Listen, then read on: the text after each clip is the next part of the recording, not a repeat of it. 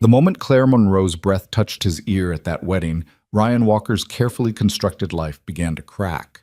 A single father who'd spent 2 years keeping his world separate, office badges and bedtime stories, performance reviews and parent-teacher conferences, suddenly faced the one collision he couldn't afford. His CEO, the woman whose approval determined his son's stability, had just whispered words that acknowledged what they'd both pretended didn't exist. In a room full of celebrating strangers, between a ceremony about promises and a reception about joy, Ryan had to choose: protect what he'd built alone or risk everything for what might be built together. If you're watching from somewhere in the world, drop a like and comment your city below. I want to see how far this story travels. Now, let me tell you about the night everything changed. Ryan Walker had learned to measure time in small increments. 7 minutes to get Ethan's shoes on the right feet. 4 minutes to pack a lunch that would actually get eaten. 12 minutes of buffer time for the inevitable "I forgot my homework" or "Can we bring Mr. Bear?" 38 minutes total from wake up to school drop-off, if everything went according to plan. It rarely did. But Ryan had become an expert in adaptation, in the quiet choreography of single parenthood, in managing expectations, his own, his son's, and the world's. At 34, he'd built a life that functioned on precision and compartmentalization. There was Ryan the father, who knew every word to the bedtime stories and could identify which specific shade of blue crayon was ocean versus sky. And there was Ryan, the marketing analyst, who arrived early, stayed late when needed, and kept his head down at Meridian Technologies with the focused determination of someone who understood that stability wasn't guaranteed, it was earned daily, in small increments. The two Ryans never touched. They existed in separate spheres, running on parallel tracks that never intersected. They couldn't. The moment they did, the careful balance would shift, and Ryan had learned the hard way that when you're raising a child alone, balance isn't luxury, it's survival. Which made the wedding invitation sitting on his kitchen counter for 3 weeks a particular kind of problem. "Dad, why do you keep staring at that card?" Ethan, 6 years old and unnervingly perceptive, looked up from his cereal with those dark eyes that saw too much. Ryan's eyes. His ex-wife had different eyes, lighter, harder. Ethan had been spared those. "Just thinking, buddy." Ryan poured coffee he didn't have time to drink, another ritual of a morning that would compress or expand depending on variables beyond his control. "Remember I told you about my friend Marcus from college? The one who sends me birthday cards with dinosaurs even though I'm too old for dinosaurs now?" "You're never too old for dinosaurs." Ryan smiled despite himself. "He's getting married next month, Saturday the 14th. Ethan processed this with the seriousness he applied to most adult information. "Are you going?" That was the question, wasn't it? Ryan had been asking himself for weeks, since the elegant cardstock arrived with Marcus Chen and Jennifer Hartley embossed in silver, since he'd seen the venue, the Grandview Estate downtown, the kind of place that required RSVPing and actual formal wear. "I'm not sure yet. It's in the evening, so you'd stay with Mrs. Patterson." Their neighbor, the retired teacher who'd become Ryan's emergency backup for everything from flu days to late meetings. "But it's a Saturday. We usually do movie night. We can do movie night on Sunday." Ethan said it so simply, so matter-of-factly, that Ryan felt something tighten in his chest. When had his 6-year-old become the one offering flexibility? "You should go, Dad. Marcus is your friend. Friends go to weddings." Simple logic, delivered with the clarity only children possessed. Ryan reached over and ruffled his son's hair, still shower damp, smelling of the strawberry shampoo Ethan insisted on despite Ryan's suggestions of something more neutral. "When did you get so smart?" "I was always smart." Ethan grinned, gap-toothed and confident. "You just noticed." They finished breakfast in comfortable silence, the kind that had developed over 2 years of it being just the two of them. Ryan cleaned while Ethan packed his backpack, another inverted routine that worked because they'd learned to work together. By the time they loaded into Ryan's 10-year-old sedan, paid off, reliable, unsexy, the morning choreography had completed another successful run. The elementary school drop-off lane moved with the organized chaos of military maneuvers. Ryan waited his turn, watching other parents, mostly mothers, some fathers, a handful of nannies he recognized by now, navigate the same ritual. When Ethan's door opened, Ryan delivered the same lines he delivered every morning. "Have a good day. Listen to Ms. Rodriguez. I'll be here at 3:15. "I know, Dad." Ethan rolled his eyes, but he leaned back for the quick hug that Ryan would never take for granted. "Love you. Love you more. Love you most." Ethan delivered the final word of their routine exchange and bounded toward the entrance, backpack bouncing, already shouting something to a friend Ryan didn't recognize. New, probably. Ethan made friends easily, collected them like trading cards, seemed unburdened by the complications that weighed down adult relationships.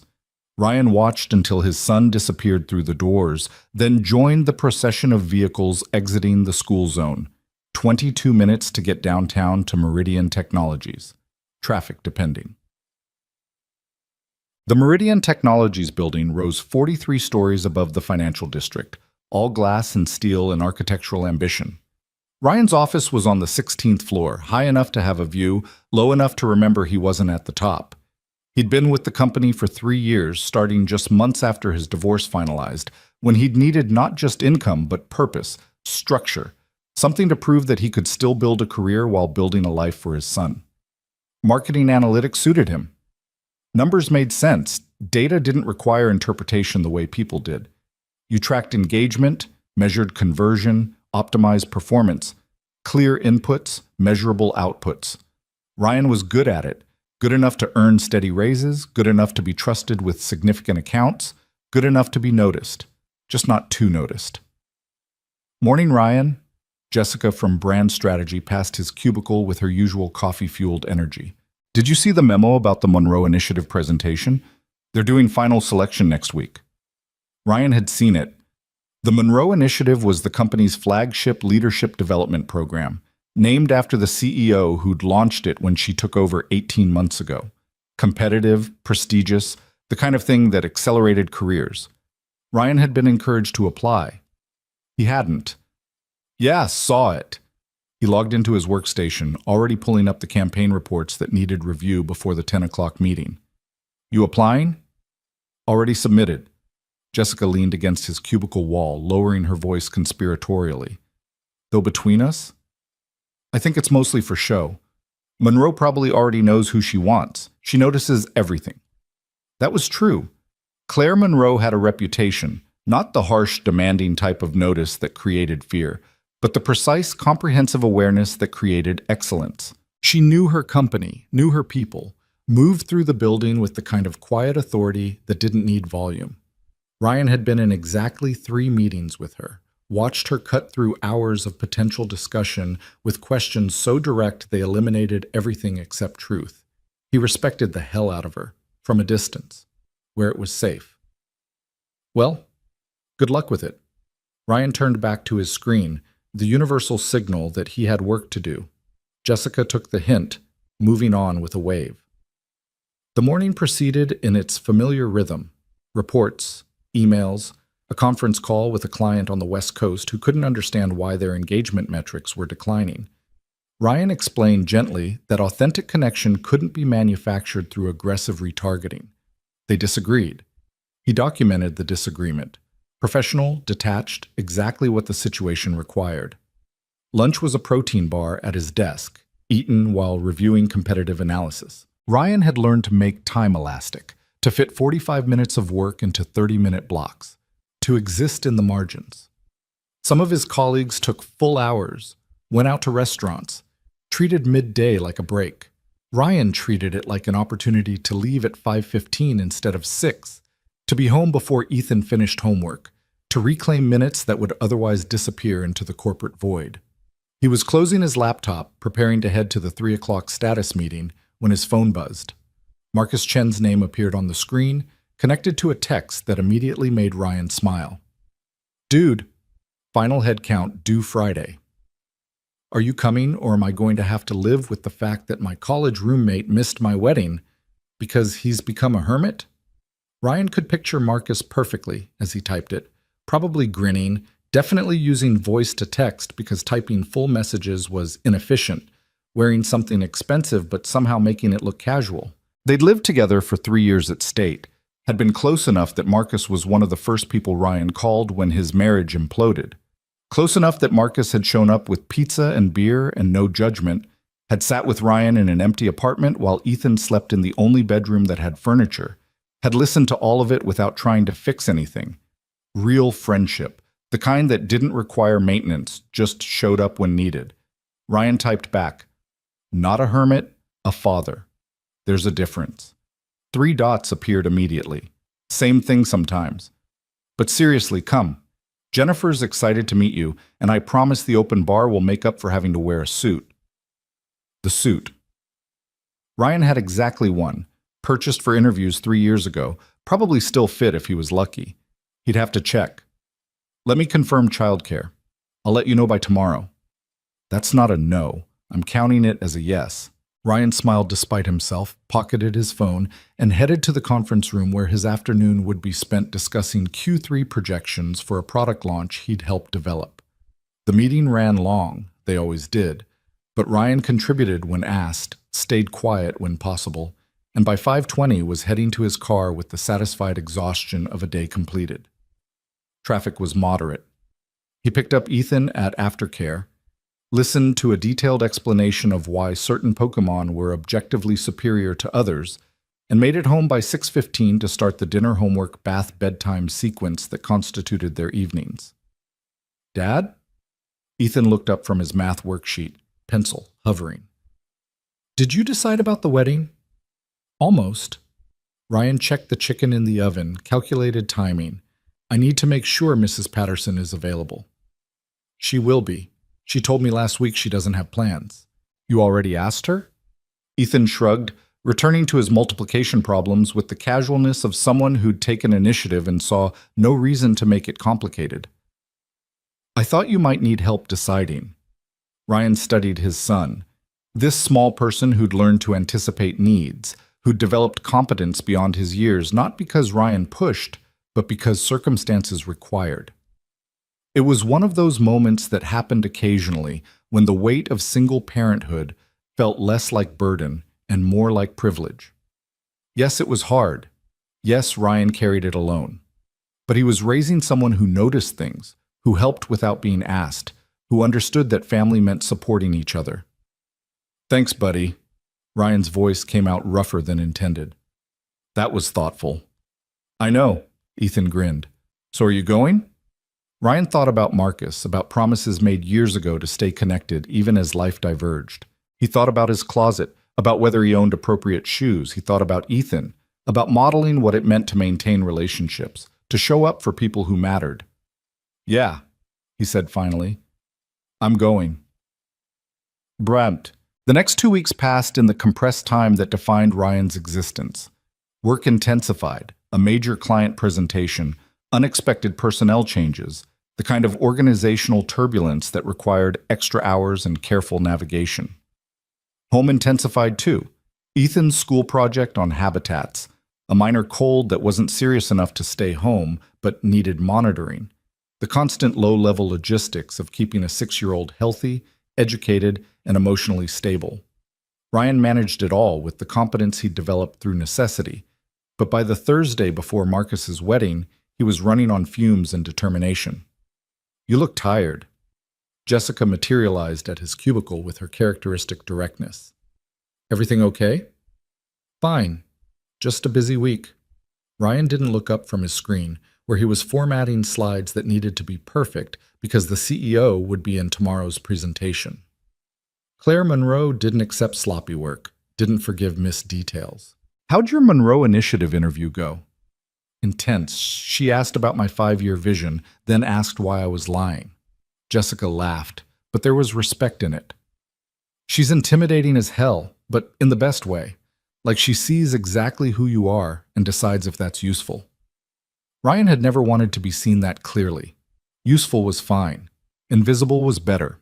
Invisible meant stable, predictable, safe, from the kind of attention that created complications. "Well, I hope you get it." "Thanks." Jessica paused. "You know, you could have applied. You're probably more qualified than half the people who did." I'm good where I am. Ryan delivered the line he'd perfected, the one that ended this conversation before it became uncomfortable. Advancement means unpredictability. I've got a kid. Predictability wins. It was true enough that Jessica accepted it, moving on to discuss weekend plans that Ryan only half heard. His phone buzzed. Mrs. Patterson confirming Saturday, Marcus sending the venue address, a reminder from Ethan's school about the upcoming conference. Compartments. Everything in its place, nothing bleeding over.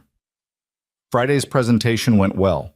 Ryan contributed his section on audience segmentation, fielded questions from the executive team with practiced calm, and carefully avoided direct eye contact with Claire Monroe, even though he could feel her attention during his portions. She asked one question, precise, cutting straight to a potential weakness in the data model, and Ryan answered honestly about the limitations, about what they knew and what they were still testing. Good. That was all she said, one word that somehow conveyed approval, and Ryan felt something relax in his chest. Useful. Not invisible, but not too visible either. Exactly where he needed to be. By Saturday afternoon, Ryan had successfully negotiated the weekend morning routine, delivered Ethan to Mrs.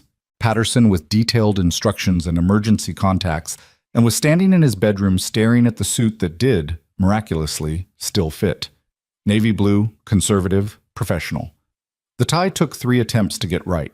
Ryan was out of practice with formal wear, but eventually he looked like someone who belonged at an elegant wedding, different from his usual self, which was perhaps the point.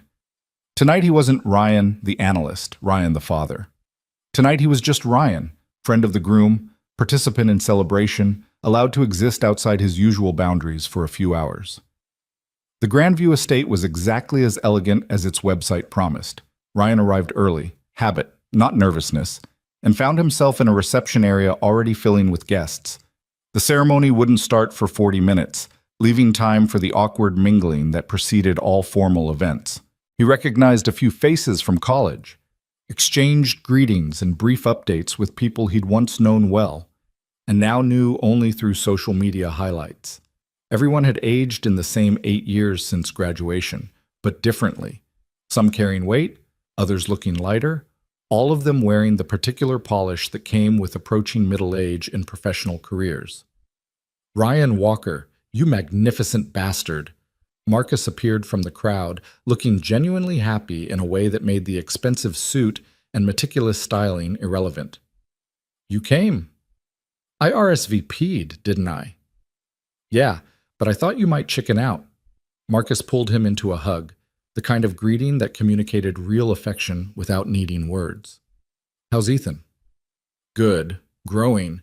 Thinks he's too old for dinosaurs now, which is objectively wrong. He's 6. Everything's wrong at 6. Marcus grinned. Come on, let me introduce you to Jennifer before I have to go do groom things. That's Jennifer Hartley was lovely in the effortless way that some people achieved. Warm, present, genuinely interested when Marcus introduced Ryan as his college roommate and best man who couldn't be best man because of complicated life stuff. She asked about Ethan with the specific questions that indicated Marcus had told her about Ryan's situation, but without pity, without the particular tone people sometimes used with single parents. Marcus says you're the reason he passed statistics, she said, smiling, which means you're partially responsible for him getting his MBA, which means you're partially responsible for us meeting, so thank you. That's a generous interpretation of me explaining correlation versus causation at 2 a.m. Ryan found himself relaxing slightly, the social anxiety that usually accompanied these events softening. But you're welcome. They talked for a few more minutes before a wedding coordinator materialized to extract Marcus for photos. Jennifer excused herself to deal with some detail about centerpieces, and Ryan found himself alone again in a room full of people he mostly didn't know. He was considering whether it would be rude to check his phone. Mrs. Patterson would text if there was any problem, but the lack of texts was somehow more anxiety-inducing than receiving them. When someone spoke from just behind his shoulder, "You look like you're calculating the socially acceptable time before you can leave." Ryan turned, response already forming, and stopped. Claire Monroe stood 3 feet away, elegant in a dress that somehow made formal wear look effortless, holding a glass of champagne with the same composed authority she brought to boardrooms. Her dark hair was different, styled for evening rather than business, but her eyes were the same, sharp, assessing, missing nothing. For a moment, Ryan's carefully separated worlds collided with enough force that he forgot how to speak. Miss Monroe. His voice sounded strange, too formal, but what else could he say? She was his CEO. They were at a wedding. These facts didn't reconcile. I didn't know you'd be here. Claire, please. We're not at the office. She smiled slightly, and Ryan realized he'd never seen her smile before. Not really. And I didn't know you'd be here either. How do you know Marcus? College roommates. We lived together for 3 years. Ryan was aware that he was explaining too much, filling silence with unnecessary information, but his brain had short-circuited slightly. You? Jennifer and I went to law school together before I made the questionable decision to pursue business instead. We've stayed close. Claire's gaze was steady, direct. The same way she looked at people in meetings, but somehow different without the buffer of professional context. I've never seen you at company social events. I don't usually attend. The truth came out automatically before Ryan could filter it. I have a son. Evenings are complicated. I know. At Ryan's expression, she continued, You mentioned him once in a meeting about family-friendly benefit policies. You asked about extended aftercare hours. She remembered that. A comment Ryan had made 8 months ago, barely a sentence in a larger discussion. He'd thought it had disappeared into the general noise of corporate input. Right. Ryan shifted his weight, suddenly aware that he was standing in a formal reception space having a conversation with his CEO that felt nothing like any interaction they'd ever had. Well, I managed to find childcare for tonight, special occasion. It's a good wedding for a special occasion. Claire's tone was conversational, easy, as if they did this regularly. Though I'll admit I'm calculating exit strategies too. These events are wonderful until they're exhausting. Ryan laughed before he could stop himself. I gave myself until 9:30. After that, I turn into a pumpkin and have to get home before my sitter charges overtime. Practical. Claire's smile widened slightly. I respect that. A chime sounded, the signal to move toward the ceremony space. The crowd began shifting, conversations fragmenting as people found their seats. Ryan saw his opportunity to escape, to restore the professional distance that had somehow dissolved in 3 minutes of conversation. I should find my seat, he said. Enjoy the wedding. You too. Claire raised her champagne glass slightly, a gesture that felt like acknowledgement of something Ryan couldn't quite name. See you Monday, Ryan. She used his first name. At work, it was always Mr. Walker, in the rare moments she addressed him directly. First names were for colleagues, for equals, for people who existed in the same sphere. Ryan made his way to the ceremony space, found his assigned seat in a row designated for Marcus's college friends, and tried to calm the strange acceleration in his chest that had nothing to do with anxiety and everything to do with the way Claire Monroe had looked at him when she smiled. This was fine. This was manageable. They'd had a brief conversation at a social event, nothing more. By Monday, it would fade back into professional distance, separate spheres, the careful compartmentalization that kept Ryan's life functional. The ceremony began. Traditional, beautiful, surprisingly moving. Ryan watched Marcus and Jennifer exchange vows with the particular emotion that weddings always created, happiness for his friend, combined with the complicated weight of his own failed marriage, the reminder that promises didn't guarantee outcomes. But there was hope, too. Sitting in that elegant space, surrounded by celebration, Ryan allowed himself to believe that some people got it right, that commitment wasn't always disaster, that maybe the capacity for connection didn't die just because it had been wounded. The ceremony concluded with applause and joy. Guests rose, moving toward the reception space where dinner and dancing waited. Ryan followed the crowd, determined to be present, to celebrate his friend, to exist outside his usual boundaries for a few hours. He was looking for his table assignment when someone touched his arm lightly. We're at the same table. Claire stood beside him, close enough that Ryan could smell her perfume, something subtle, expensive, nothing like the generic fragrances that filled the office. Table 7, this way. Ryan followed because refusing would be more awkward than accepting, and found himself at a table with 6 other people. Jennifer's law school classmates, people he didn't know but who knew each other well enough that conversation flowed easily once introductions were made. Claire sat directly across from him, positioned so that every time Ryan looked up from his plate, he risked meeting her eyes. This was going to be a very long dinner. But it wasn't. Somehow, impossibly, it wasn't. Conversation at the table moved through the usual wedding topics: how the bride and groom met, mutual friends, professional updates delivered with practiced brevity. Claire participated with the same composed intelligence she brought to everything, but without the edge that came with corporate authority. She asked questions, listened to answers, made observations that revealed a sense of humor Ryan had never seen in board meetings. "So, you're the CEO Marcus mentioned." One of Jennifer's friends, Amanda, maybe, addressed Claire with the particular interest people brought to proximity to power. "Meridian Technologies, right? That's the AI integration company." "Among other things." Claire's response was polite but minimal, deflecting without shutting down. "We do a range of enterprise solutions." Claire doesn't like talking about work at social events. Jennifer smiled warmly, clearly familiar with this dynamic. She says she spends enough time being CEO during business hours. Guilty. Claire raised her wine glass in acknowledgement. "Tonight, I'm just the friend who met Jennifer when we were both terrible at evidence and bonded over shared confusion." The table laughed, conversation shifting, but Ryan caught something in that exchange, a boundary being drawn, a separation between professional identity and personal self that he understood intimately. Claire Monroe, CEO, was different from Claire, law school friend. Just as Ryan the analyst was different from Ryan, the father was different from Ryan, college roommate of the groom. They were all performing versions of themselves. The question was which version was most true. Dinner arrived in courses. Elegant, probably expensive, the kind of meal that wedding budgets allowed. Ryan ate and participated in conversation when addressed, but mostly observed, a skill he'd developed over years of existing in spaces without demanding attention. He was learning things about Claire that no amount of company newsletters would reveal. She was funny, in a dry way that surprised people. She'd apparently gone skydiving once and hated it. She was passionate about local theater, had season tickets she rarely used because work consumed her schedule.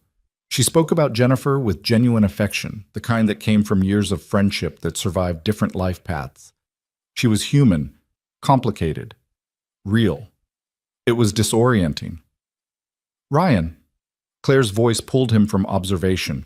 She was looking at him directly, and the table had gone quiet in that way that indicated he'd missed something. "I asked how you manage work-life balance with a young child." Everyone was watching now, interested in his answer, and Ryan felt the familiar tension of being visible when he preferred transparency. Carefully, he went for honesty instead of deflection. "I prioritize ruthlessly. Work gets my focus from 8 to 5. Home gets everything after. Things that don't fit in those boundaries mostly don't happen." "That's why you don't do company social events," Claire said, and it wasn't a question.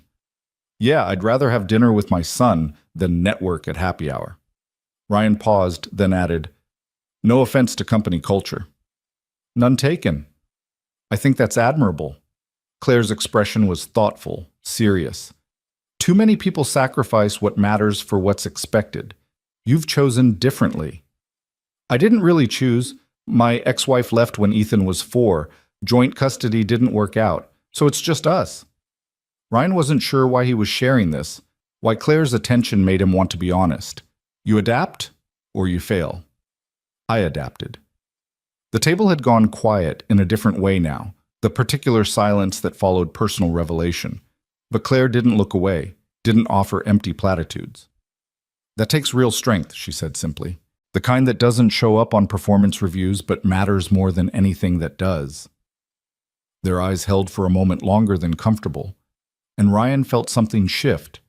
Not attraction, exactly, though that was there too. Recognition. The sense that she understood not just his words, but the weight beneath them. The moment broke when Jennifer stood to signal the transition to dancing. The table dispersed, people moving toward the bar or the floor or smaller conversation clusters. Ryan excused himself, heading toward the restroom more to create distance than from actual need. He was washing his hands, staring at his reflection in the elegant mirror, when he admitted the truth he'd been avoiding all evening. He was attracted to Claire Monroe. Had been, probably, since the first time he'd seen her command a boardroom with quiet authority. But attraction from a distance was manageable. Attraction sitting across a dinner table, watching her laugh, hearing her speak about things that mattered. That was dangerous. Because Claire Monroe wasn't just his CEO. She was someone with power over his career, his stability, his ability to provide for Ethan. Any involvement beyond professional would be complicated at best, disastrous at worst. And Ryan had learned to avoid disaster, to choose safety over risk, to protect what he'd built even when protection meant denying what he felt. He returned to the reception determined to maintain distance, to be polite but unavailable, to survive the rest of the evening without creating complications. The universe, apparently, had other plans. The ceremony music had shifted to reception music, something upbeat, encouraging dancing. Ryan found a spot near the edge of the room, content to observe rather than participate, when Claire appeared beside him again. "You're hiding." She stated it as fact, not accusation. "I'm observing." Ryan gestured toward the dance floor where Marcus and Jennifer were leading the traditional first dance. "There's a difference." "Not much of one." Claire stood next to him, close enough that their shoulders almost touched. "Are you always this careful?" The question was direct, precise, the kind that eliminated deflection. Ryan considered lying, decided against it. "Yes. Careful keeps things stable. Stable is what my son needs." "What about what you need?" Ryan turned to look at her fully. In the low light of the reception, with music and celebration surrounding them, Claire looked different from the woman who ran board meetings. Softer, but no less formidable. Human, but still somehow untouchable. "What I need doesn't matter as much as what he needs." "That's not true." Claire's voice was quiet but firm. "You can't build a life only on sacrifice. Eventually, there's nothing left." "Is that experience talking?" "Maybe." She smiled slightly, sadly. "I've built a career on sacrificing personal for professional. It works until it doesn't. Until you realize you've optimized for success and forgotten to optimize for living." Ryan didn't know what to say to that, to this sudden vulnerability from someone he'd only known as composed and controlled. But before he could respond, the music changed, something slower, inviting couples to the floor. Claire extended her hand. "Dance with me." It wasn't a request from a CEO to an employee. It was an invitation from one person to another, offered in a moment that existed outside their usual context. Ryan could decline, should decline, could maintain the boundaries that kept his life manageable. He took her hand. The dance floor was crowded enough that they wouldn't be particularly noticeable, anonymous in a room full of couples. Claire moved with the same grace she brought to everything, and Ryan followed her lead, trying to remember how to do this. How to exist in proximity to someone without the protective buffer of professional distance. "You're tense." Claire's observation was gentle. "I promise I don't bite outside of contract negotiations." "Sorry, I'm out of practice with dancing and with—" Ryan trailed off, unsure how to finish. "With being close to someone?" "Yeah." They moved in silence for a moment, and Ryan became aware of everything. Claire's hand in his, her other hand resting lightly on his shoulder, the warmth of her, the subtle scent of her perfume, the way she looked at him with those sharp eyes that seemed to see past every defense he'd carefully constructed. "Can I tell you something?" Claire's voice was barely audible over the music. "I noticed you months ago, at work." Ryan's heart did something complicated. "What?" "In meetings, the way you think before you speak, the way you ask questions that actually matter. The way you left that benefits discussion to pick up your son and didn't apologize for it, just stated it as fact." She paused. "I noticed. I tried not to be noticed."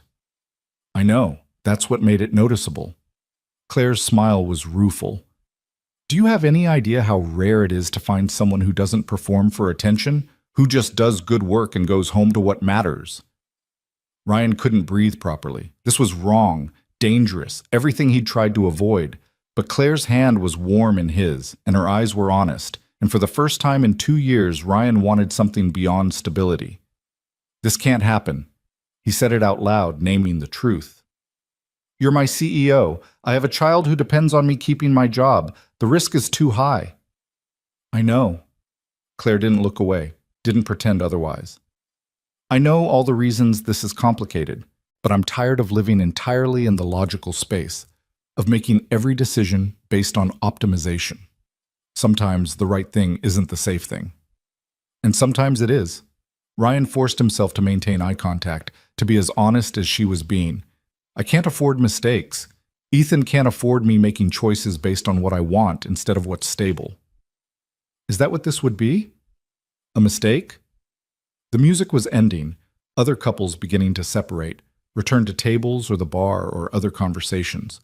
Ryan and Claire stood still, caught in a moment that had stretched beyond the boundaries of a simple dance.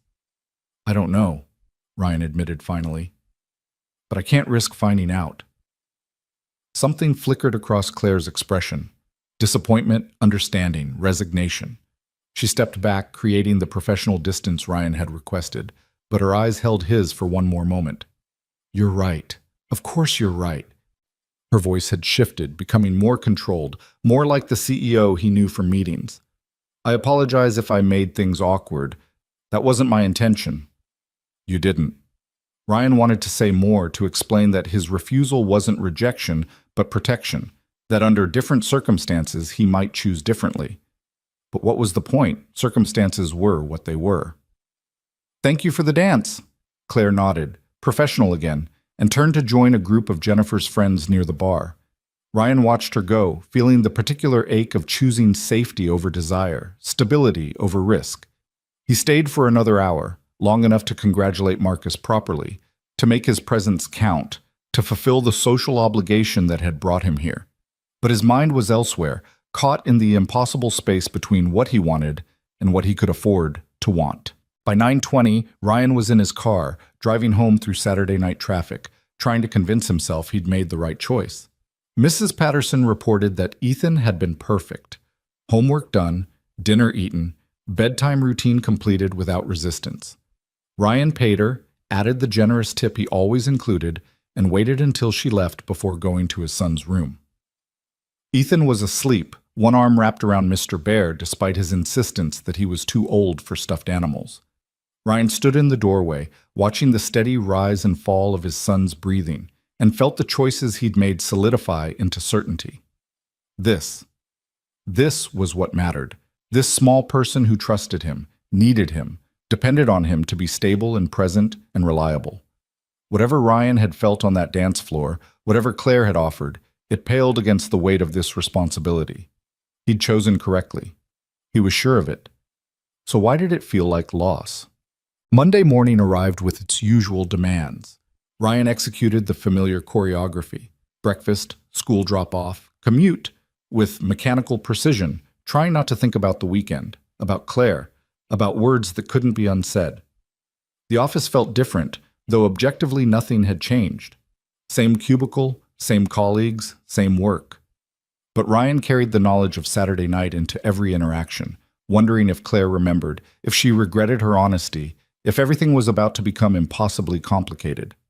He made it until 10:30 before Jessica appeared at his cubicle, her expression somewhere between excited and concerned.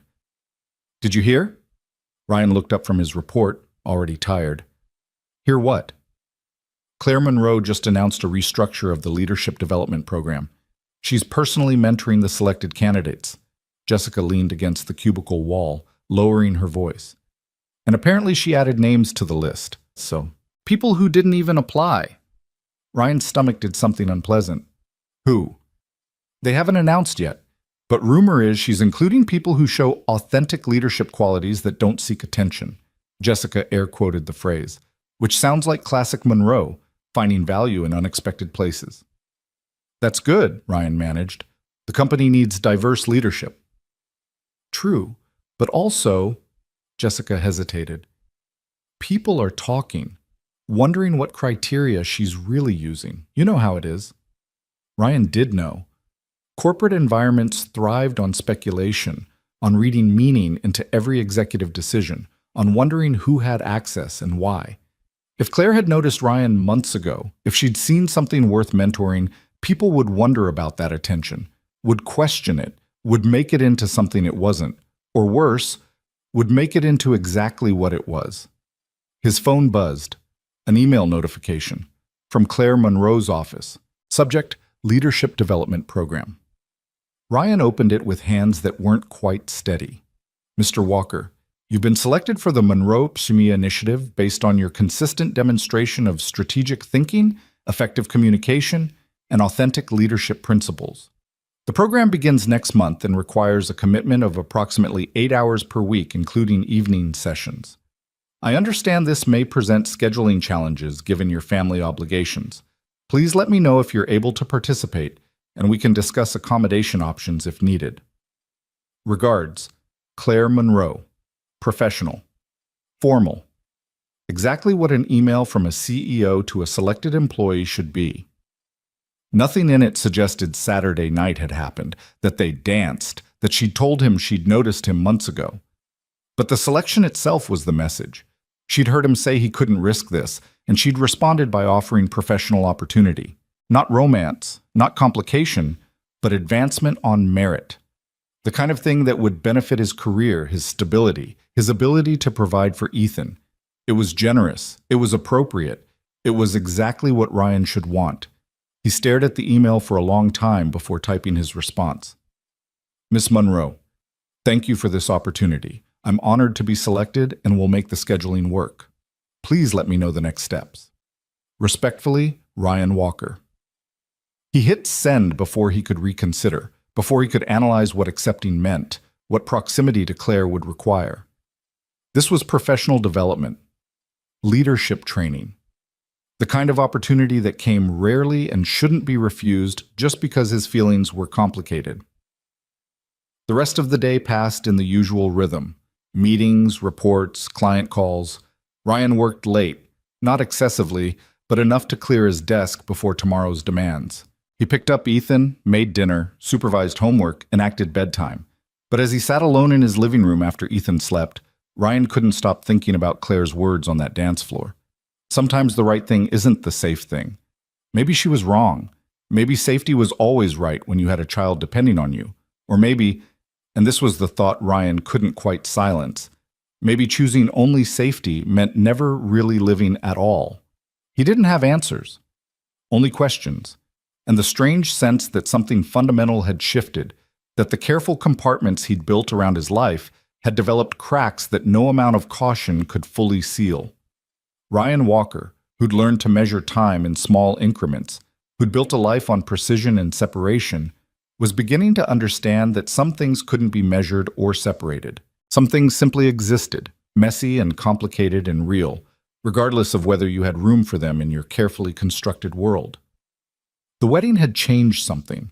What exactly, Ryan couldn't yet say, but he suspected he was about to find out.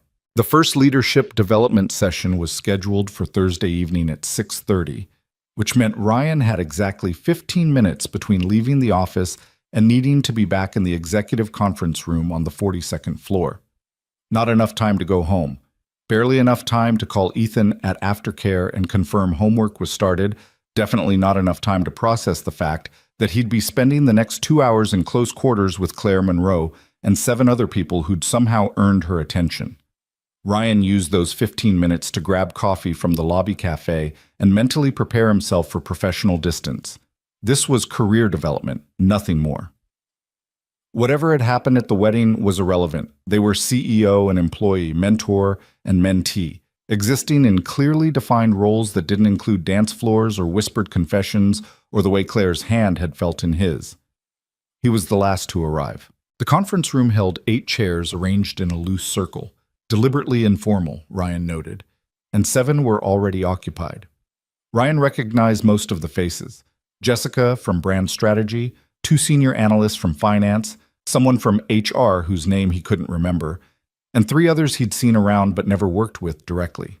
All talented, all ambitious, all looking slightly nervous about what this program would demand. Claire stood near the window, silhouetted against the city lights just beginning to emerge in the early evening. She turned as Ryan entered, and for a fraction of a second their eyes met with the weight of everything unspoken. Then her expression shifted to professional warmth, the same she'd offered everyone else. "Ryan, good. We're all here." She gestured to the empty chair, positioned directly across from where she'd be sitting, of course. "Let's get started." Ryan sat, and the program began. For the next 2 hours, Claire led them through a discussion on authentic leadership that was nothing like the corporate training Ryan had endured at previous jobs. No PowerPoint slides, no buzzwords about synergy or paradigm shifts, no pretense that leadership was a formula you could memorize and execute. Instead, Claire asked questions that forced them to examine their own assumptions about power, influence, and responsibility. "Leadership isn't about having the right answers," she said at one point, her gaze moving across the circle but landing on Ryan with particular weight. "It's about asking the right questions and creating space for others to answer them. The moment you pretend to have certainty you don't possess, you've lost the ability to lead effectively." Jessica jumped in with an example from a recent project where admitting uncertainty had actually strengthened her team's trust. Others shared similar stories, and the conversation flowed with surprising honesty. Ryan listened more than he spoke, observing the way Claire guided discussion without dominating it, how she drew out insights from quieter participants, how she challenged assumptions without making people defensive. She was brilliant at this. Not just intelligent, Ryan had known that, but genuinely skilled at seeing potential in others and creating conditions for it to emerge. Watching her work was like watching a masterclass in human dynamics. "Ryan," Claire's voice pulled him from observation. "You've been quiet. What's your perspective on the question of balancing organizational needs against individual team member circumstances?" The question was general enough that anyone could answer it, but Ryan heard the subtext.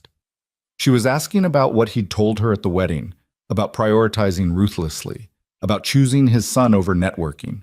She was asking him to share that philosophy with the group, to make visible what he usually kept private.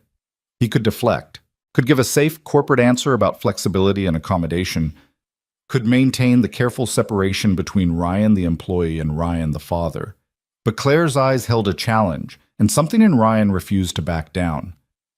"I think we pretend there's more separation between work and life than actually exists," he said slowly, working through the thought as he spoke. "We tell people to balance, to compartmentalize, to leave personal issues at home. But that's not realistic. If someone on my team is dealing with a sick parent or a struggling kid or any real human crisis, that affects their work, whether we acknowledge it or not. Better to acknowledge it, to build flexibility into expectations, than to pretend people are machines that can optimize performance regardless of circumstances." "That sounds inefficient," one of the finance analysts said, not unkindly. "How do you maintain productivity if you're constantly accommodating individual situations?" "You don't maintain it. You optimize for sustainability instead of short-term output." Ryan was surprised by his own certainty. A team member who feels supported through a crisis will give you years of loyalty and elevated performance. A team member who feels forced to choose between work and life will give you resentment and eventual departure. The math isn't complicated. Claire's expression was unreadable, but something in her posture had shifted, a slight lean forward, increased attention. "And how do you determine which circumstances warrant accommodation versus which are just excuses?" "You trust people until they prove untrustworthy. You assume good faith until evidence suggests otherwise." Ryan met her eyes directly. "Most people want to do good work. If someone's struggling, it's usually because of real obstacles, not manufactured ones. Leadership means removing obstacles, not adding skepticism." The room had gone quiet in a way that suggested his answer had landed with more impact than intended. Jessica was nodding slowly. Others looked thoughtful. Claire held his gaze for a moment longer than necessary before turning to the group. "That's a perfect example of what I mean by authentic leadership. Ryan's philosophy doesn't come from a textbook. It comes from lived experience, from having to navigate exactly the kind of circumstances we're discussing. That's the kind of wisdom I want you all to develop. Not theoretical frameworks, but practical understanding of what actually works when leading real humans through real challenges." The session continued for another hour, covering topics from decision-making under uncertainty to building psychological safety within teams. By the time Claire called it to a close at 8:40, Ryan's mind was full, and his phone had 3 texts from Mrs. Patterson confirming Ethan was fed, bathed, and asking when Dad would be home. People gathered their things, some lingering to ask Claire follow-up questions, others heading out with promises to complete the assigned reading before next week's session. Ryan was sliding his laptop into his bag when Claire appeared beside him. "Can you stay for a minute?" It wasn't a request he could refuse, even if he wanted to. Ryan nodded to Jessica as she left, then turned to face Claire as the room emptied. They stood 3 feet apart, the conference table between them, the city lights casting shadows across Claire's features. Professional distance, Ryan reminded himself. That's all this was. "Your contribution tonight was valuable." Claire's tone was measured, careful. Exactly the kind of perspective this program needs. "Thank you."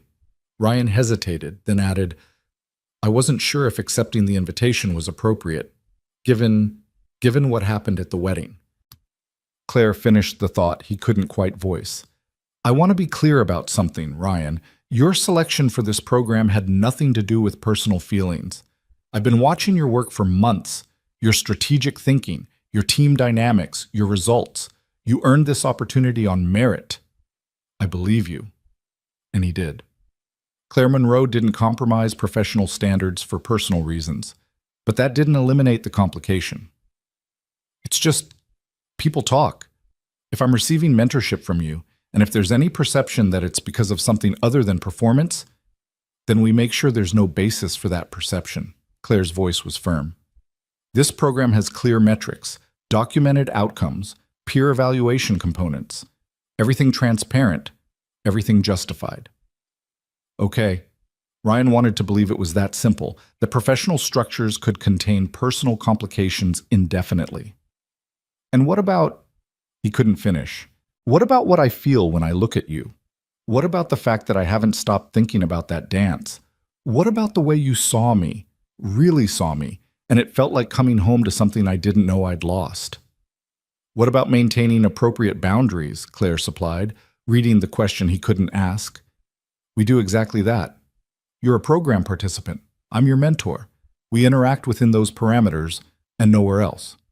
"Right. Professional only." Professional only. Claire's expression was controlled, but Ryan caught something in her eyes. Regret, maybe, or resignation. "For what it's worth, I meant what I said at the wedding. About noticing you. About respecting how you've built your life. But you were right about the risk. Some things aren't worth jeopardizing what matters most." "Ethan matters most," Ryan said, and it wasn't a question. "I know, that's part of what I noticed." Claire smiled slightly, sadly. "You're a good father, Ryan. Don't let anything, including this program, including me, compromise that." There was finality in her tone, a door closing on possibilities that had barely opened. Ryan should have felt relieved. This was the outcome he'd chosen, the boundary he'd insisted on. Clarity was good, structure was safe. So why did it hurt? "I should go," Ryan gestured toward the door. "Mrs. Patterson charges overtime after 9. "Of course. See you next week."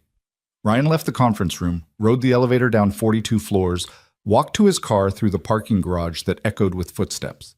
He drove home on autopilot, his mind stuck on Claire's face when she'd said some things aren't worth jeopardizing what matters most. She was right. Of course she was right. But right didn't make it easier. Mrs. Patterson met him at the door with her usual efficiency, reporting that Ethan had been wonderful and was already asleep. Ryan paid her, waited until she left, then stood in his quiet living room feeling the particular loneliness that came from choosing correctly. He checked on Ethan, asleep, peaceful, trusting that Dad would always make the safe choice, and felt his resolve solidify. This was what mattered. This small person who needed stability more than Ryan needed romance, who deserved a father focused on him rather than distracted by complications. Ryan had made the right choice. He would keep making it, no matter how much it cost. Now, the next 3 weeks fell into a new rhythm. Ryan attended Thursday evening sessions, contributed to discussions, completed assignments that pushed him to examine his leadership assumptions. Claire maintained perfect professionalism, challenging his thinking, offering guidance, treating him exactly like every other participant. No private conversations, no lingering looks, no acknowledgement of anything beyond mentor and mentee. It should have been enough. It was enough, Ryan told himself repeatedly. Work continued its usual demands. Ryan managed campaigns, analyzed data, sat through meetings where he contributed just enough to be valuable without being visible. He picked up Ethan every day at 3:15, helped with homework that was getting progressively harder as first grade advanced, made dinners that balanced nutrition with a 6-year-old's limited palate. Life was stable, predictable, exactly what Ryan had optimized for. But something had shifted. The careful compartments that had worked for 2 years were developing cracks Ryan couldn't quite seal. He caught himself thinking about Claire at odd moments, during breakfast when Ethan asked about his day, during client calls when someone made a particularly insightful point, late at night when the house was quiet and Ryan's mind wandered to places it shouldn't. He remembered things she'd said, the way she'd looked at him during that dance, how her hand had felt in his. He replayed their conversation in the conference room, looking for subtext, for any sign that she was struggling as much as he was with this forced distance. Professional only. That's what they'd agreed. Ryan was discovering that agreement and execution were very different things. "Dad, you're not listening," Ethan's voice cut through Ryan's distraction. They were at the dinner table, Wednesday night, pasta with the specific ratio of butter to parmesan that Ethan demanded, and Ryan had apparently missed an entire story about something that happened at recess. "Sorry, buddy, tell me again." Ethan sighed with the particular exasperation children reserve for distracted parents. "I said Tommy's dad is coaching our soccer team this year, and there's practice on Saturdays, and can I play?" Soccer, Saturdays. Another variable in an already complex schedule, another commitment requiring logistics and planning. Ryan's first instinct was to say no, to protect the weekend structure they'd established, to avoid complications. But Ethan was looking at him with hopeful eyes, waiting for permission to do something normal, something other kids did without requiring extensive parental calculation. "Yeah, okay, we can make that work." Ryan made the decision quickly, before caution could override it. "We'll need to adjust movie night, but soccer sounds good." "Really?" Ethan's face lit up with uncomplicated joy. "Tommy said his dad is really good at coaching and they do drills and everything. Then you'll learn a lot." Ryan smiled, pushing away the mental calculations of Saturday morning timing and whether he could still handle grocery shopping and laundry. "When's the first practice?" "This Saturday. Can you come watch?" Ryan pulled out his phone, checking his calendar. Saturday was clear. He'd deliberately kept weekends unstructured, flexible, available for Ethan. "Of course I'll watch. Wouldn't miss it." They finished dinner with Ethan chattering about soccer positions and who would be on the team, his enthusiasm filling the space Ryan's distraction had created.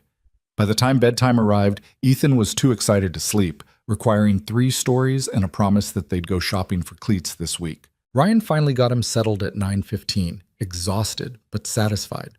This was what fatherhood meant: showing up, saying yes when you wanted to say no, rearranging your life around a 6-year-old's needs without making it feel like sacrifice. He was cleaning up the kitchen when his phone buzzed with an email notification. From Claire, sent to all program participants, but Ryan's pulse still accelerated when he saw her name. Subject: Next session. Guest speaker team. Thursday's session will feature a guest speaker, Dr. Sarah Chen, organizational psychologist and expert on leadership under stress. Please come prepared to discuss times you've had to lead through personal or professional crisis. The topic is challenging, but important. Real leadership reveals itself not in optimal conditions, but in how we navigate difficulty. See you Thursday, Claire. Ryan read it twice, parsing the professional language for any hidden message meant specifically for him. There wasn't one. This was a group email, nothing more. But the topic hit close to home. Leading through crisis. Ryan had been doing exactly that for 2 years, navigating single parenthood, divorce, rebuilding a career while maintaining stability for a child who hadn't asked for any of this disruption. The question was whether he wanted to share that story with 7 colleagues and the woman who'd told him she noticed him months ago. Thursday arrived with its usual demands. Ryan worked through lunch to clear his schedule, made sure his afternoon deliverables were complete, and at 6:25 was riding the elevator to the 42nd floor with the nervous energy that preceded these sessions. The conference room was already half full when he arrived. Jessica waved him over to an empty seat beside her, and Ryan sat, trying not to notice that he was no longer positioned directly across from Claire. Someone had rearranged the chairs into a slightly different configuration, breaking the visual connection that had characterized previous sessions. Deliberate or coincidence? Claire entered at exactly 6:30, accompanied by a woman in her 50s with sharp eyes and an air of calm authority. Dr. Sarah Chen, presumably. She settled into the circle with comfortable confidence while Claire made introductions. Dr. Chen has worked with Fortune 500 companies, nonprofits, and government agencies on leadership development, Claire explained. She specializes in how leaders maintain effectiveness during periods of extreme stress or rapid change. I've asked her to facilitate tonight's discussion because I think her perspective will challenge some of our assumptions. Dr. Chen smiled. Thank you, Claire. Let me start by saying that leadership books and seminars love to focus on triumph, the successful pivot, the brilliant strategy, the team victory. But real leadership happens in the messy middle, when nothing's working, when you're exhausted, when you're not sure you can keep going, but people are depending on you anyway. She paused, letting that settle. So tonight, I want to hear your messy middle stories. Times you had to lead when you felt least equipped to do so. Silence filled the room, the particular quiet that preceded vulnerability. Jessica spoke first, sharing a story about managing a team through a major product failure, how she'd had to maintain morale while internally panicking about her own job security.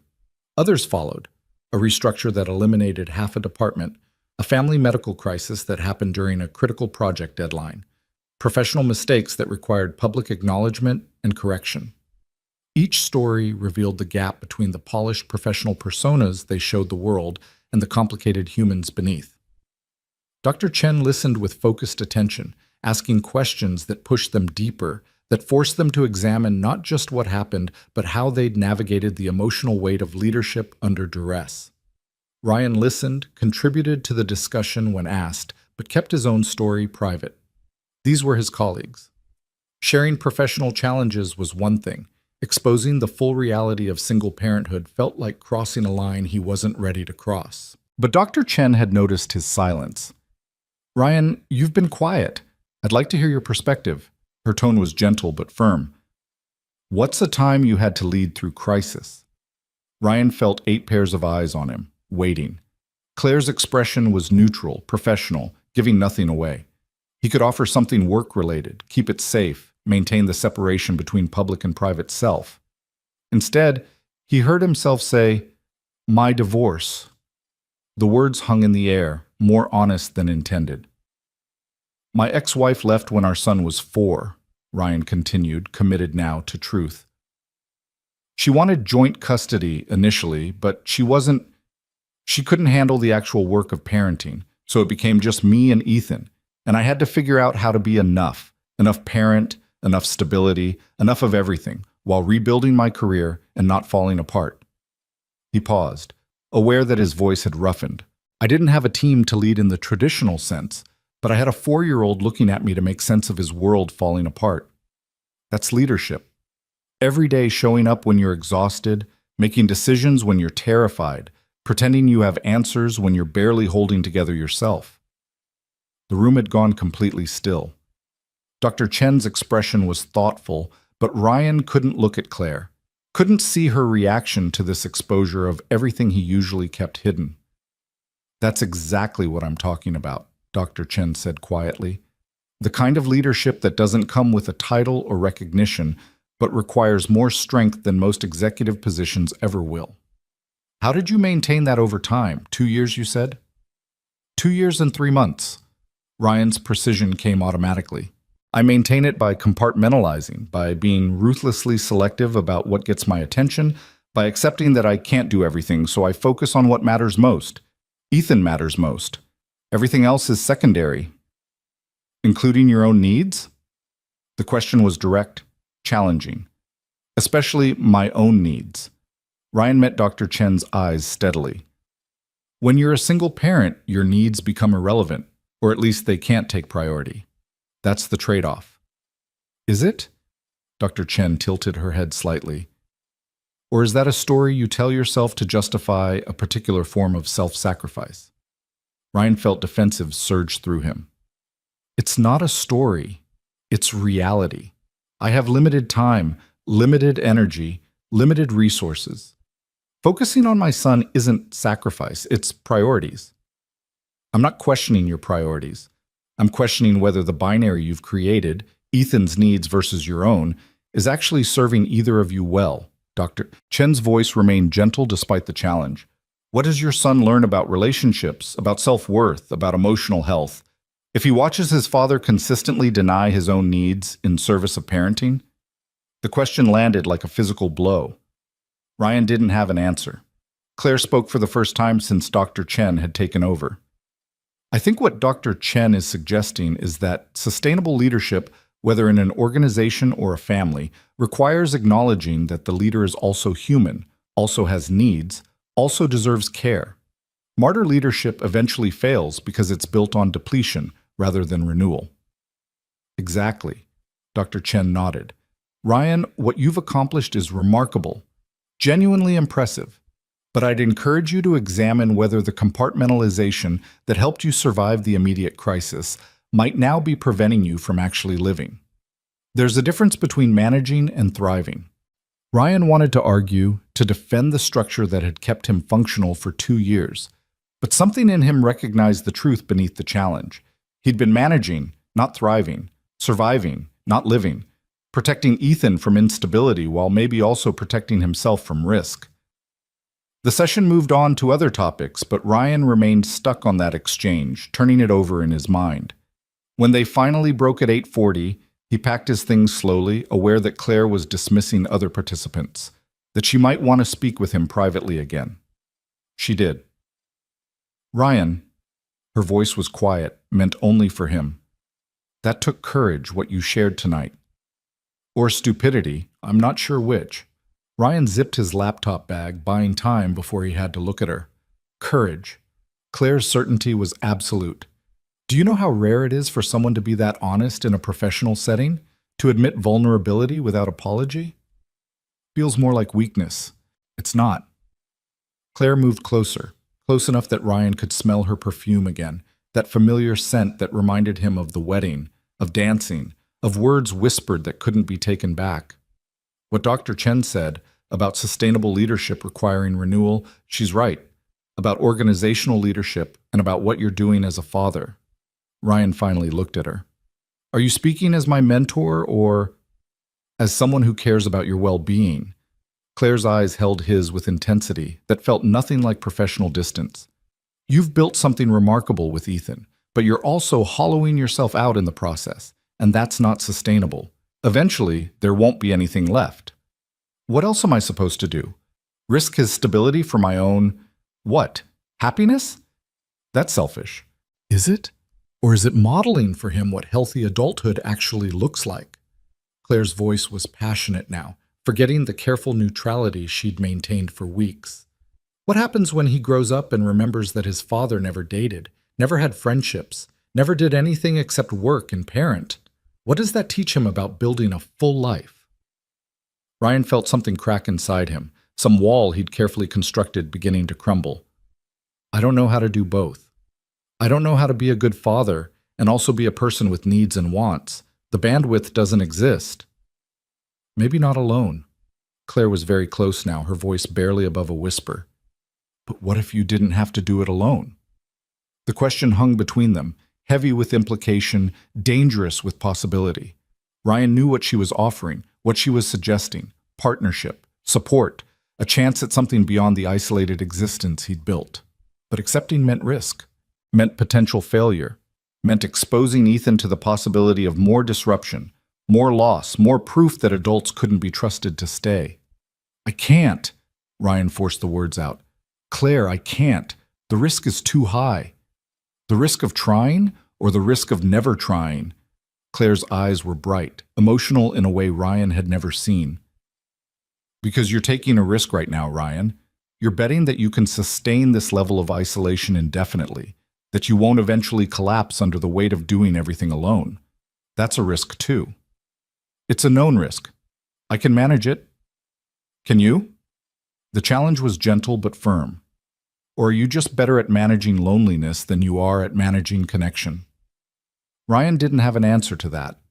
Couldn't offer one. Because Claire was right, and he knew it, but knowing didn't change the fundamental calculation. Ethan's stability mattered more than Ryan's loneliness. It had to. I should go. Ryan stepped back, creating physical distance to match the emotional boundary he was trying to maintain. Thank you for the session, for everything. Claire's expression shifted, resignation replacing hope. Ryan, please. He couldn't hear whatever she was about to say, couldn't withstand another argument for choosing differently. This is already hard enough.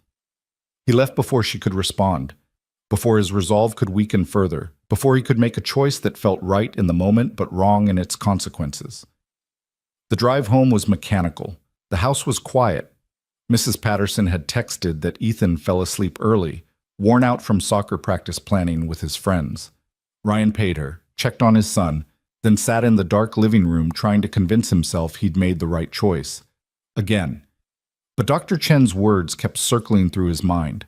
What does your son learn if he watches his father consistently deny his own needs?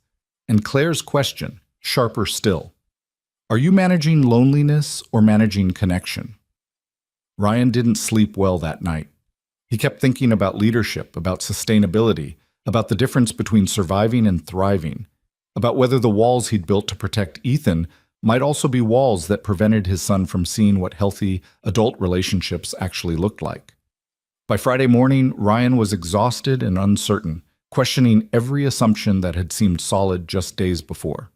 And on Saturday, watching Ethan run around a soccer field with uncomplicated joy, Ryan realized something that felt both obvious and devastating. His son was happy, resilient, capable of adapting to change without breaking. The person who couldn't adapt, who couldn't risk connection, who'd built his entire life around fear of disruption, that was Ryan. He'd been so focused on protecting Ethan that he'd forgotten to examine whether Ethan actually needed that level of protection, or whether the protection was really about Ryan's own fear of failing again, of trying and losing, of opening himself up to hurt. Tommy's dad, the soccer coach, struck up a conversation during a water break, friendly, casual, mentioning that a bunch of parents were planning to grab coffee after practice if Ryan wanted to join. Ryan's instinct was to decline, to take Ethan home, to maintain the weekend routine, to avoid the messiness of social connection with people he barely knew. But he thought about Dr. Chen's challenge, about Claire's question, about whether he was managing his life or just managing his fear. Yeah, Ryan heard himself say. Coffee sounds good. It was a small thing, insignificant really, just coffee with other parents, conversation about kids and soccer, and the minor dramas of elementary school life. But it was also a crack in the armor Ryan had built, a tiny opening towards something that looked less like survival and more like actual living. He didn't know what that meant yet, didn't know if he was ready to risk more than coffee with strangers, if he could ever risk what Claire had offered. But maybe, just maybe, he was ready to stop choosing fear by default. Maybe that was enough for now. The coffee turned into 2 hours of conversation Ryan hadn't expected to enjoy. Tommy's dad, Marcus, not the same Marcus getting married, just another Marcus navigating parenthood, was an architect who worked from home and understood the particular challenges of balancing deadlines with school pickups. Sarah, whose daughter played defense, was a single mom who'd been doing this for 3 years and had the exhausted competence Ryan recognized in himself. David and his husband James were new to the neighborhood, their son's first season playing any sport. Grateful for community they were still building. They talked about the logistics of practices and games, about homework battles and screen time negotiations, about the million small decisions that constituted raising children in a world that felt simultaneously more connected and more isolating than the one they'd grown up in. Normal conversation, nothing profound, but Ryan realized halfway through his second cup of coffee that he was relaxed in a way he hadn't been in months, maybe years. You should join our group text, Sarah said as they were packing up, kids sticky with hot chocolate and ready to move on to whatever Saturday held next. We coordinate carpools, share survival strategies, occasionally vent about school administration decisions that make no sense. Ryan hesitated, old instincts suggesting this was more connection than he had bandwidth for. But Ethan was looking at him hopefully, clearly wanting his dad to say yes, to be part of this community he was building for himself. Yeah, okay. Ryan pulled out his phone. That'd be helpful. Thera added him to the thread, which immediately exploded with messages welcoming him and coordinating next week's practice logistics. Ryan muted the notifications. He wasn't ready for that level of constant communication, but kept the thread accessible. A small opening, like he'd decided. Progress measured in increments. They walked to the car, Ethan chattering about practice and how Tommy's dad said he had good footwork and could he please practice in the backyard when they got home. Ryan agreed, already calculating whether they had time before needing to start laundry and grocery shopping. Dad?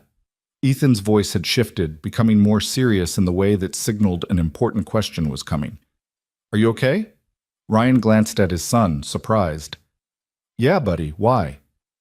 You seem different lately. Not bad different, just different. Ethan frowned, working through thoughts that were probably too complex for 6-year-old vocabulary. Like you're thinking about a lot of stuff.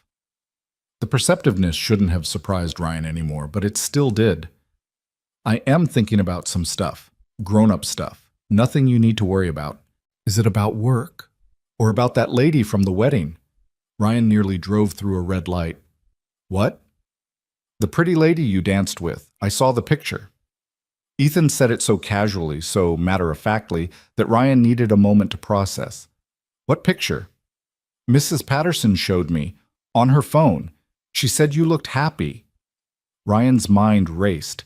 Mrs. Patterson must have seen something posted by one of the wedding guests, probably on social media, probably just background in someone's photo from the reception. He'd been so careful to avoid creating any record of that dance, any evidence that could complicate things later. But of course, in the age of smartphones and instant sharing, careful didn't mean invisible. That was my boss, Ryan said carefully, trying to figure out how much honesty was appropriate here. We happened to be at the same wedding. We danced because it was polite. She's your boss? Ethan's eyes widened with the interest children brought to any intersection of their parents' mysterious work life and observable reality. Is she nice? Very nice. Also very professional. Ryan pulled into their driveway, grateful for the change of subject parking provided. Come on, let's practice your footwork before lunch. They spent the next hour in the backyard, Ryan setting up improvised cones from plastic cups, while Ethan dribbled a soccer ball with determined concentration. It was good, this. Physical activity, shared focus, the kind of father-son time that didn't require complicated navigation of emotional territory. Ryan could handle this. What he couldn't handle was the question forming in his mind. If Ethan had seen that picture, who else had? Did people at work know? Had it circulated through the office gossip network that Ryan Walker and Claire Monroe had danced at a wedding, looked happy, seemed like more than just CEO and employee? And if they did know, what would that mean for the careful professional boundaries Ryan and Claire had been trying to maintain? He pushed the worry aside, focusing on Ethan's delight when he successfully completed the footwork drill, on the simple pleasure of watching his son discover competence in something new. This was what mattered, this present moment, this connection, this proof that despite everything, Ryan was doing okay at the thing that counted most. By Sunday afternoon, Ryan had almost convinced himself that the picture was nothing, that Mrs. Patterson's comment meant nothing, that he was overthinking a casual observation from a kind neighbor who'd simply noticed Ryan looked happy in a photo. Then his phone buzzed with a text from Jessica. So, when were you going to mention you danced with Claire Monroe at that wedding? Ryan stared at his phone, dread settling in his stomach. He typed and deleted 3 responses before settling on, it was a wedding. People dance at weddings. 3 dots appeared immediately. People dance. Employees and CEOs usually don't look at each other like that. I'm just saying, the picture is making the rounds. What picture? Check your email. Someone forwarded it to the Leadership Development Group thread this morning. Meant as a joke, I think, but Ryan opened his laptop with hands that weren't quite steady. Sure enough, buried in the thread about next week's session assignment, someone had forwarded a photo with the subject line, "Spotted in the wild," Monroe looking human. The photo was candid, taken from across the reception hall, probably by someone who didn't even realize what they'd captured. But it showed Ryan and Claire on the dance floor, close enough that the connection was obvious, looking at each other with an intensity that transcended polite social dancing. Claire's expression was open, vulnerable in a way she never was at work. And Ryan looked like a man who'd forgotten to guard himself, who'd let his carefully maintained professional distance collapse entirely. The thread below the photo was mostly jokes, light teasing about seeing the CEO at a social event, speculation about whose wedding it was. But there were undertones too, questions about who Ryan was, how he knew Claire, whether this meant anything beyond two people who happened to be at the same wedding. Jessica had texted again. People are curious, but not malicious. Mostly just surprised to see Monroe looking that relaxed. But Ryan, be careful. Corporate politics get weird when personal stuff intersects with professional hierarchy. Ryan knew she was right. He'd been naive to think a moment like that could stay private, that in a world of constant documentation, nothing would leak into his carefully separated spheres. The worlds had collided after all, despite his best efforts to keep them apart. He closed the laptop and called Marcus. His friend answered on the second ring, sounding happily exhausted. "Hey man, how's married life treating you?" "Expensive and wonderful," Marcus laughed. "Jennifer says hi and wants to know when we can have you and Ethan over for dinner." "That'd be great. But actually, I'm calling about something else." Ryan paused, unsure how to frame this. "Did you happen to see a photo from your wedding floating around? Of me and Claire Monroe dancing?" "Oh, that. Yeah, I saw it. My aunt posted it in the family group thinking Claire looked beautiful and didn't realize it would spread." Marcus's tone shifted, becoming more serious. "Is it causing problems?" "Potentially. People at work are seeing it, asking questions." Ryan rubbed his eyes, feeling the weight of complications he'd tried to avoid. "We danced once, Marcus. Just once. But apparently we looked like more than that." "You did look like more than that." Marcus's bluntness was both familiar and unwelcome. "Look, I've known you for over a decade. I've never seen you look at anyone the way you looked at Claire in that photo. Not even your ex-wife." "That's not helpful." "It's honest. Ryan, what's actually going on between you two?" Ryan found himself explaining it all. The wedding conversation, Claire's confession that she'd noticed him months ago, their agreement to maintain professional boundaries, the leadership program, Dr. Chen's challenge about sustainable living versus mere survival. Marcus listened without interrupting, the kind of patient attention that made him easy to talk to. "So let me get this straight," Marcus said when Ryan finished. "You have a brilliant, beautiful woman who's interested in you, respects your priorities, understands your situation, and you're refusing to even consider the possibility because... Why, exactly?" "Because she's my CEO. Because if it goes wrong, I lose my job. Because Ethan needs stability more than I need romance." "Does he? Or do you just tell yourself that because it's easier than risking connection?" Marcus's question echoed Dr. Chen's almost word for word. "From what you've told me, Ethan seems pretty resilient, pretty adaptable. Maybe more adaptable than his father." Ryan wanted to argue but couldn't find the words. Because Marcus was right. Ethan had handled divorce, custody changes, a new school, new routines, all of it with a flexibility that Ryan envied. The person struggling with change, with risk, with the possibility of things going wrong. That was Ryan, not his son. "What if I try and it fails?" Ryan's voice was quieter than he intended. "What if I let myself care about her and it falls apart and I have to start over again? I barely survived it the first time." "What if you try and it works?" Marcus countered. "What if you let yourself be happy and it turns out you're actually capable of building something good? You've spent 2 years proving you can survive alone. Maybe it's time to find out if you can thrive with someone." The conversation shifted to lighter topics after that. Honeymoon plans, adjusting to cohabitation, the particular chaos of combining two people's book collections. But Marcus's question stayed with Ryan long after they hung up, circling through his mind with persistent weight. What if it works? Ryan had been so focused on managing risk, on preventing failure, that he'd stopped considering the possibility of success. He'd built his entire life around the assumption that trying would lead to disaster, that the safest choice was always to avoid choosing at all. But what if that assumption was wrong? Monday morning brought a message from Claire, sent to the entire leadership development group, but clearly addressing the photo situation. Team, it's come to my attention that a personal photo from a recent social event has been circulating. While I appreciate that my private life occasionally generates curiosity, I want to be clear. My professional decisions are made solely on merit and performance. The leadership program participants were selected based on documented excellence and potential, nothing more. That said, I'm human. I attend social events, have friendships outside work, and occasionally appear in photographs. This doesn't compromise my judgment or create conflicts of interest. Let's keep our focus on the program objectives and trust that everyone in this room, myself included, maintains appropriate professional standards. Best, Claire. It was diplomatic, firm, exactly what the situation required. But Ryan heard the subtext. Trust me to handle this. Trust that I haven't compromised anything.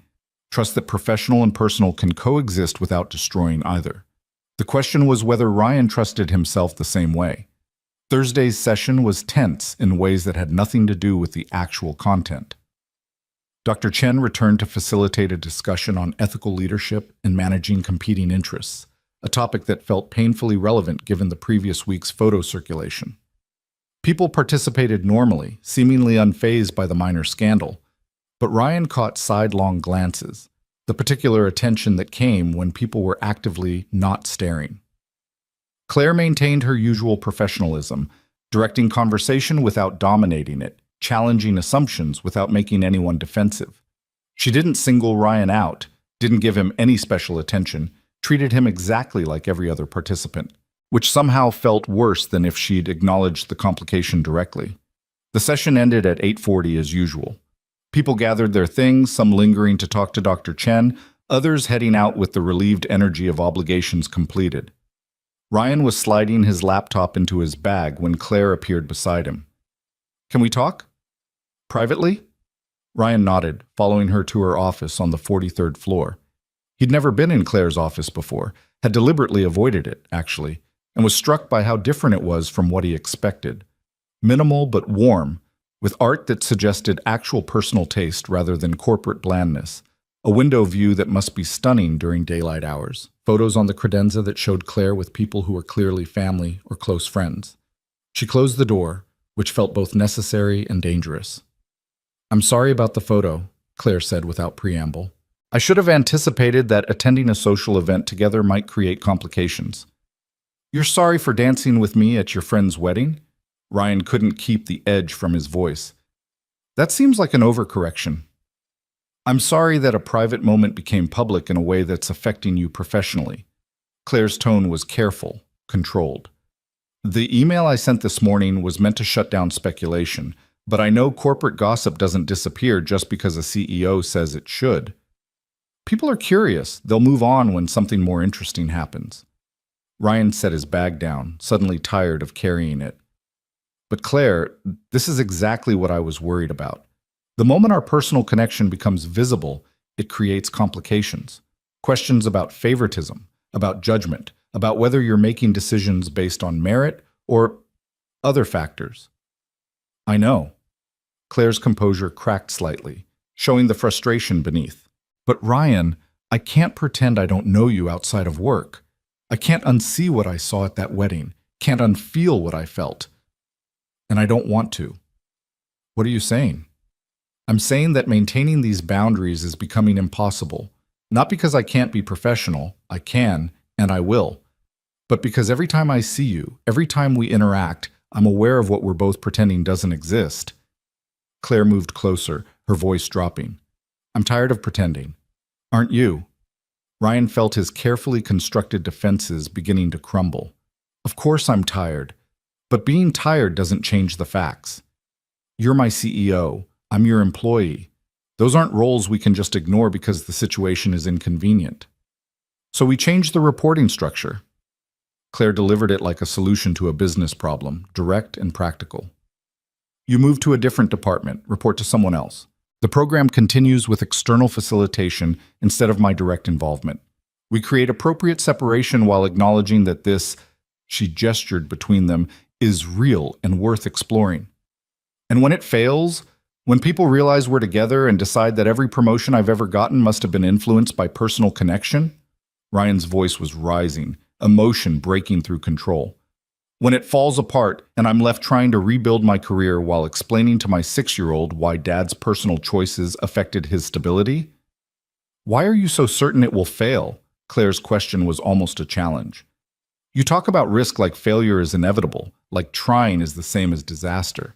But Ryan, you've already survived the worst. Your marriage ended. You built a life from nothing. You're raising an incredible kid on your own. What makes you think you're incapable of building something that works? Because I chose wrong before. Because I married someone who couldn't handle actual partnership, who left when things got hard, who proved that my judgment about people is fundamentally flawed. The words came out raw, honest. What if I'm wrong about you too? What if I let myself care and it turns out you're not who I think you are? Claire's expression softened, the executive polish falling away to reveal something more vulnerable. You're not wrong about me, Ryan. I'm exactly who you think I am. Someone who works too hard, cares too much, takes everything too seriously. Someone who spent years building a career and forgetting to build a life. Someone who saw you at that wedding and realized what I've been missing. Which is what? Connection. Real connection with someone who doesn't need me to be CEO every moment, who sees me as human first and professional second. Claire's voice wavered slightly.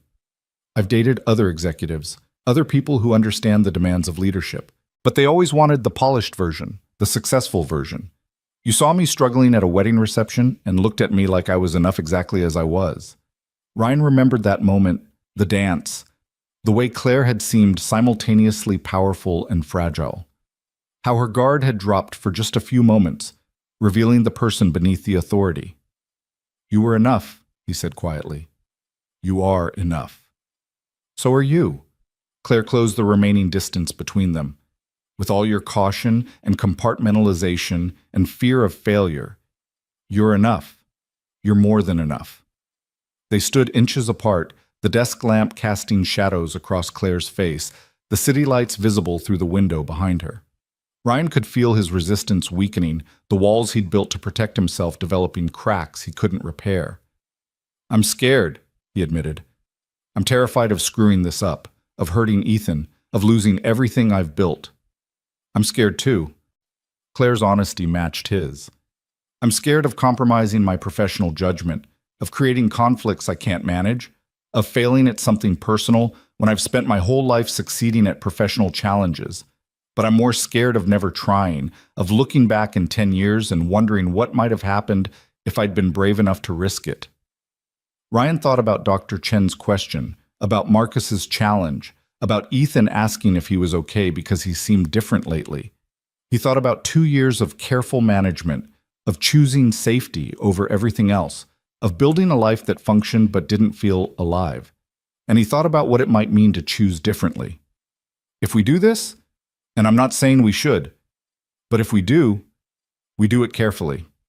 Ryan heard himself negotiating, trying to maintain some control over a situation that felt like it was spiraling beyond his management. Reporting structure changes first. Professional boundaries maintained, slow progression, nothing that disrupts Ethan's stability. Agreed. Claire's response was immediate. Careful, deliberate, with appropriate boundaries. I'm not asking you to risk everything, Ryan. I'm asking you to risk something. That's still terrifying. I know. Claire reached out slowly, giving Ryan time to step back if he wanted. When he didn't, she took his hand, the same gesture that had started everything at the wedding. But maybe we can be terrified together. Ryan looked down at their joined hands, at the simple connection that felt like both the smallest and largest thing in the world. He should pull away, should maintain distance, should protect himself and Ethan from the possibility of disruption. Instead, he squeezed her hand gently. Okay. The word came out barely audible. Okay, we try. Carefully. Claire's smile was radiant, transforming her face from professional composure to genuine joy. Carefully, I promise. They stood like that for a long moment, hands linked, possibilities opening that Ryan had worked hard to keep closed. It felt like standing at the edge of something vast and uncertain, knowing that stepping forward meant abandoning the safety of solid ground. But it also felt like coming home to a part of himself he'd locked away, allowing connection where he'd only permitted isolation. "I should go." Ryan said it reluctantly, aware that Mrs. Patterson would be waiting, that Ethan might still be awake. "It's late." "I know." Claire released his hand slowly. "Same time next Thursday? For the session?" "Actually, I think you were right about external facilitation. Dr. Chen should run the rest of the program." Ryan picked up his bag, already thinking through the logistics of separation. "You focus on the organizational restructure. I'll focus on maintaining professional credibility. We keep work and personal as separate as possible while figuring out what this is." "Smart." Well, Claire's approval was genuine. "See why I selected you for the program? Because I'm cautious to the point of being ridiculous? Because you think strategically even when you're being emotionally vulnerable. That's rare." Claire walked him to the office door. "For what it's worth, Ryan, I think we can make this work. Not because it's easy, but because we're both committed to doing it right." Ryan wanted to believe her. Part of him did believe her, but the larger part, the part that had been managing risk for 2 years, remained uncertain. He drove home through late-night traffic, his mind spinning through implications and logistics and all the ways this could go wrong. But underneath the anxiety was something else, a cautious hope, a tentative belief that maybe Marcus was right, maybe Dr. Chen was right, maybe choosing safety wasn't always the same as choosing correctly. Mrs. Patterson reported that Ethan had been wonderful, was already asleep, had asked when Dad was coming home about a dozen times. Ryan paid her, waited until she left, then stood in his son's doorway watching the steady breathing that marked peaceful sleep. "I'm trying something new, buddy," Ryan whispered to his sleeping child. "Something scary, but maybe something good. I promise I won't let it hurt you." Ethan didn't answer, lost in whatever 6-year-olds dreamed about. Ryan stood there a while longer, making promises to himself about careful progression and appropriate boundaries and maintaining stability above all else. But he was also making a different promise: to try, to risk, to believe that he was capable of building something good instead of just managing survival. It was the smallest shift, barely perceptible, but it felt like the beginning of something that might, possibly, be worth the fear. The next week moved with strange momentum. Claire initiated the organizational restructure, moving Ryan to a different department under a different director, while keeping him on high-visibility projects that would justify continued advancement. The leadership program transitioned to Dr. Chen's full facilitation, with Claire attending only as an observer rather than active participant. On paper, it was clean, professional. Exactly the kind of appropriate boundary setting that should eliminate concerns about favoritism or conflicts of interest. In practice, it felt like walking a tightrope while pretending the ground wasn't 40 feet below. Ryan and Claire saw each other in meetings, in hallways, in the elevator occasionally. They maintained professional distance, spoke only about work-related topics when others were present, gave no indication that anything had changed between them. Ryan was good at this. He'd been compartmentalizing his life for years, but now he was doing it in reverse, keeping professional separate while trying to figure out what personal even meant. They texted occasionally. Brief messages, never during work hours, always carefully worded in case anyone ever saw them. Claire asking how Ethan's soccer was going. Ryan asking how her theater subscription was working out. Small windows into each other's lives that felt both intimate and frustratingly limited. 2 weeks after their conversation in Claire's office, they had their first actual date. Dinner at a restaurant 40 minutes outside the city, far enough that running into colleagues was unlikely, quiet enough that they could actually talk. Ryan had agonized over childcare. Asking Mrs. Patterson felt like announcing something significant, but he didn't have other options, and finally settled on honesty. He was going to dinner with someone from work. Mrs. Patterson had smiled knowingly and said she'd be happy to watch Ethan. The restaurant was exactly what they needed: intimate without being romantic, upscale without being pretentious, with corner booths that offered privacy. Claire arrived first, which Ryan appreciated because it meant he could see her in civilian clothes again, dressed for herself rather than corporate expectations. She looked beautiful and slightly nervous, which made Ryan feel less alone in his anxiety. Hi. Claire's greeting was simple, but her smile was warm. Hi. Ryan slid into the booth across from her, suddenly aware that this was real, happening, not just a theoretical possibility they'd discussed. You look great. So do you. I like the not suit look. Claire gestured to Ryan's casual button-down and jeans, the most dressed down she'd ever seen him. We should do a rule for tonight. No work talk, just us, as humans, learning about each other without corporate context. Deal. Ryan felt himself relaxing slightly. Though I should warn you, my life outside work is mostly 6-year-old logistics and soccer schedules. I want to hear about that. The real stuff, not the sanitized version. Claire's sincerity was obvious. Tell me about Ethan. What's he like beyond the facts I already know? So Ryan did. He talked about Ethan's unexpected sense of humor, his tendency to befriend anyone regardless of social hierarchies, his questions about everything that sometimes exhausted Ryan but also delighted him. He described the morning routines and bedtime negotiations, the way Ethan could be simultaneously mature and completely six, how single parenting had taught Ryan to appreciate small victories. Claire listened with complete attention, asking questions that showed she was actually interested, not just being polite. And when she talked about her own life, about growing up with parents who expected excellence, about choosing business over law because she liked building things more than arguing about them, about the loneliness of leadership positions that required constant performance, Ryan heard echoes of his own experience with different details. They were both people who'd learned to manage carefully, to present polished versions while protecting vulnerable cores. The difference was that Claire had chosen isolation through success, while Ryan had chosen it through caution. But the result was the same. Lives that functioned but didn't feel full. Can I ask you something? Claire's tone shifted, becoming more serious. What happened with your ex-wife? You don't have to answer if it's too personal.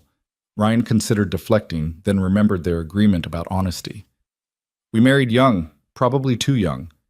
She wanted the idea of family more than the reality. When Ethan was born, and it turned out parenting was actual work, exhausting, relentless, not particularly glamorous work, she checked out emotionally. Stayed physically for a few years, but she wasn't present.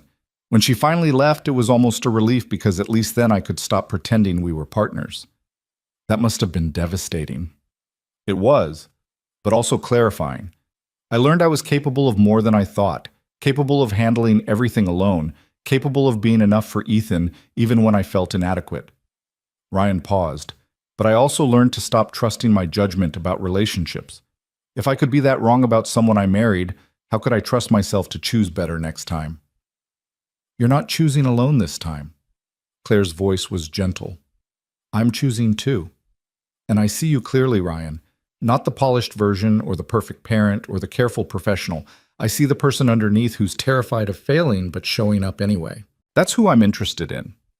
The conversation flowed through dinner and dessert and coffee after, ranging from heavy topics to light observations about everything from city politics to favorite books. Ryan found himself laughing more than he had in months, found himself interested in Claire's stories about disastrous board meetings and well-meaning but misguided corporate initiatives. She was funny when she wasn't performing authority, self-deprecating about her own mistakes, genuinely curious about perspectives different from her own. By the time they left the restaurant at 10:30, Ryan felt like he'd known Claire for years rather than months. Not the CEO version, but the actual person, complex, imperfect, trying to build something meaningful in a life that had been all structure and no soul. They walked to their cars, parked side by side in the restaurant lot, and Ryan felt the weight of what happened next. Kiss her? Shake hands like this was a business meeting? Acknowledge the strangeness of dating his former boss while trying to maintain professional separation? Claire solved the problem by taking his hand, the gesture that was becoming their signature connection. I had a really good time tonight. Me too. Ryan squeezed her hand gently. Better than I expected, honestly. What did you expect?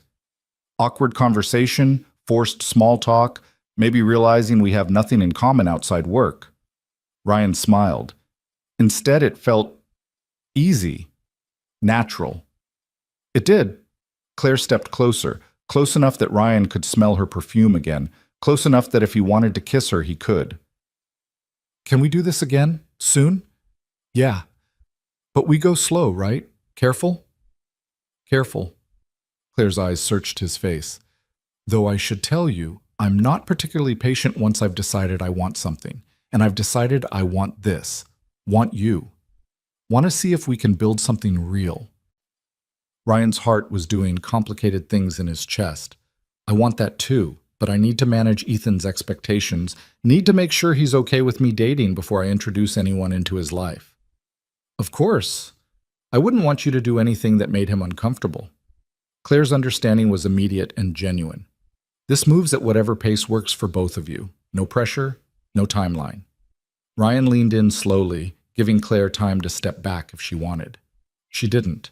Their kiss was soft, tentative, the kind of first kiss that asked questions rather than made demands. When they pulled apart, both were smiling. Okay, Ryan said quietly. This is happening. This is happening. Claire's joy was obvious. Carefully. Very carefully. They stood in the parking lot a while longer, reluctant to let the evening end before finally separating to their respective cars and lives. Ryan drove home with the radio off, his mind full of possibilities that still scared him but no longer seemed impossible. Mrs. Patterson reported that Ethan had been perfect, asked twice about when Dad was coming home, and was sleeping soundly.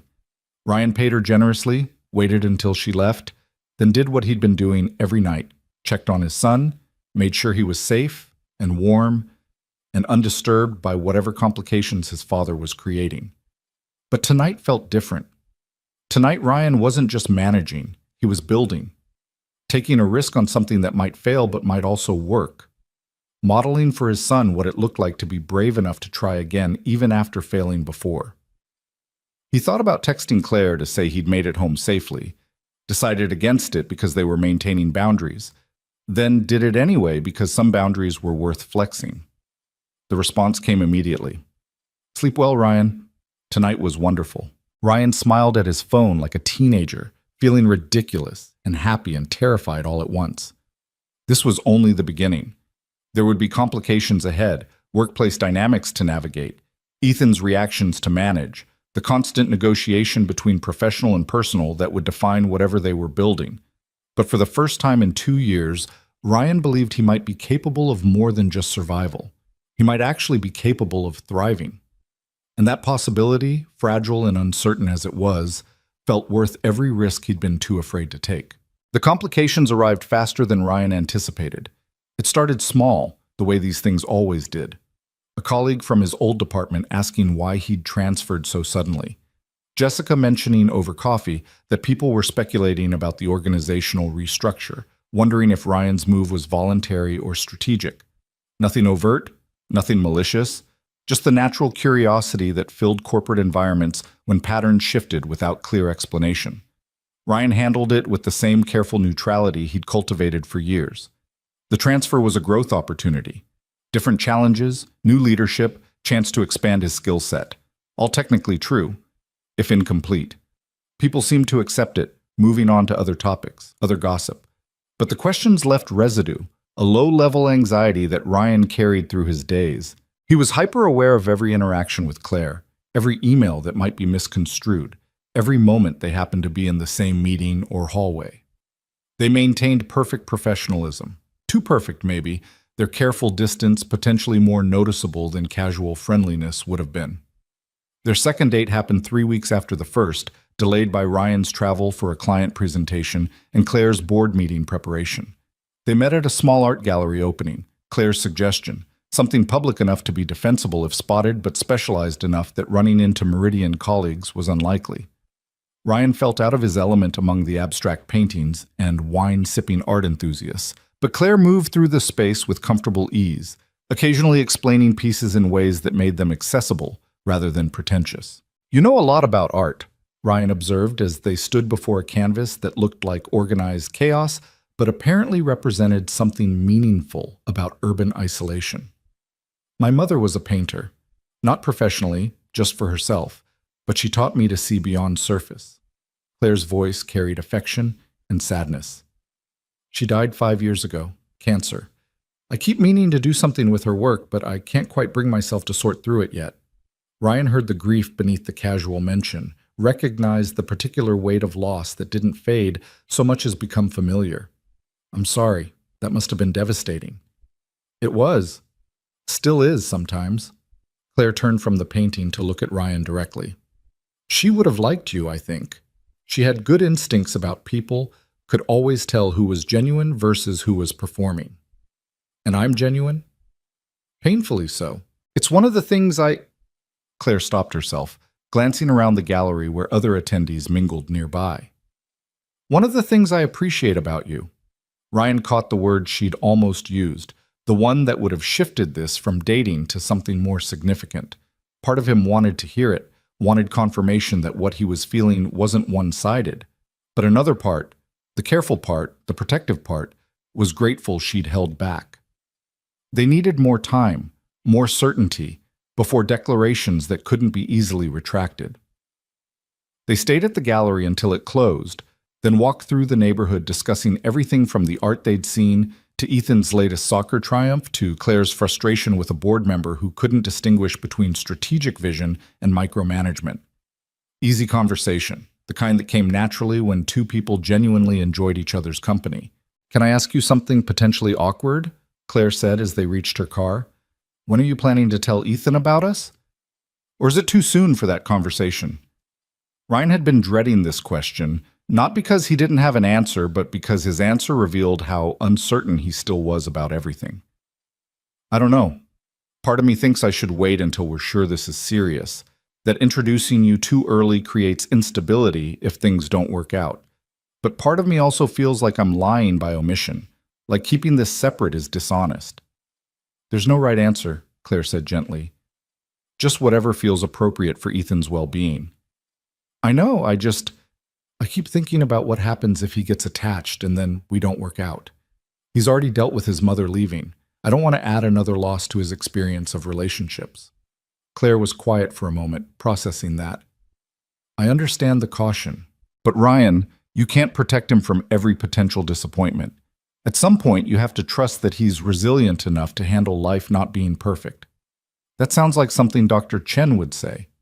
Probably because it's true. Claire smiled slightly. Look, I'm not pushing for introduction if you're not ready, but I also don't want to be your secret indefinitely. That feels less like protecting Ethan and more like protecting yourself from commitment. The observation landed with uncomfortable accuracy. Ryan wanted to argue, to defend his caution as appropriate parenting rather than fear, but Claire was right. He was protecting himself as much as Ethan, using his son's well-being as justification for keeping emotional distance. You're probably right, Ryan admitted. I'll think about it, figure out the right timing. That's all I'm asking. Claire reached out to squeeze his hand briefly before stepping back, maintaining the physical distance their situation required. For what it's worth, I think I'd be terrified to meet him too. 6-year-olds are excellent at seeing through adult pretense. He is particularly good at that. Ryan smiled despite his anxiety. Fair warning, if I do introduce you, he'll ask approximately 700 questions and evaluate whether you're acceptable based on criteria I don't fully understand. I look forward to the interrogation. They said goodnight with another brief kiss, still careful, still tentative, both aware that what they were building required patience neither of them naturally possessed. Ryan drove home thinking about timing and introductions and whether he'd ever feel ready for the next step. The decision was made for him 2 days later when Ethan asked a direct question Ryan couldn't deflect. Dad, are you dating someone? They were at breakfast, the usual morning routine of cereal and conversation, when Ethan dropped it casually between bites. Ryan nearly choked on his coffee. What makes you ask that? You've been going out at night sometimes. Mrs. Patterson said you seem happier, and you keep looking at your phone and smiling. Ethan delivered this analysis with the matter-of-fact tone he used for observable facts. So are you?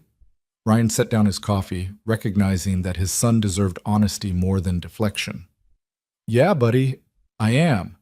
Is that okay with you? Ethan considered this seriously, the way he considered most important information.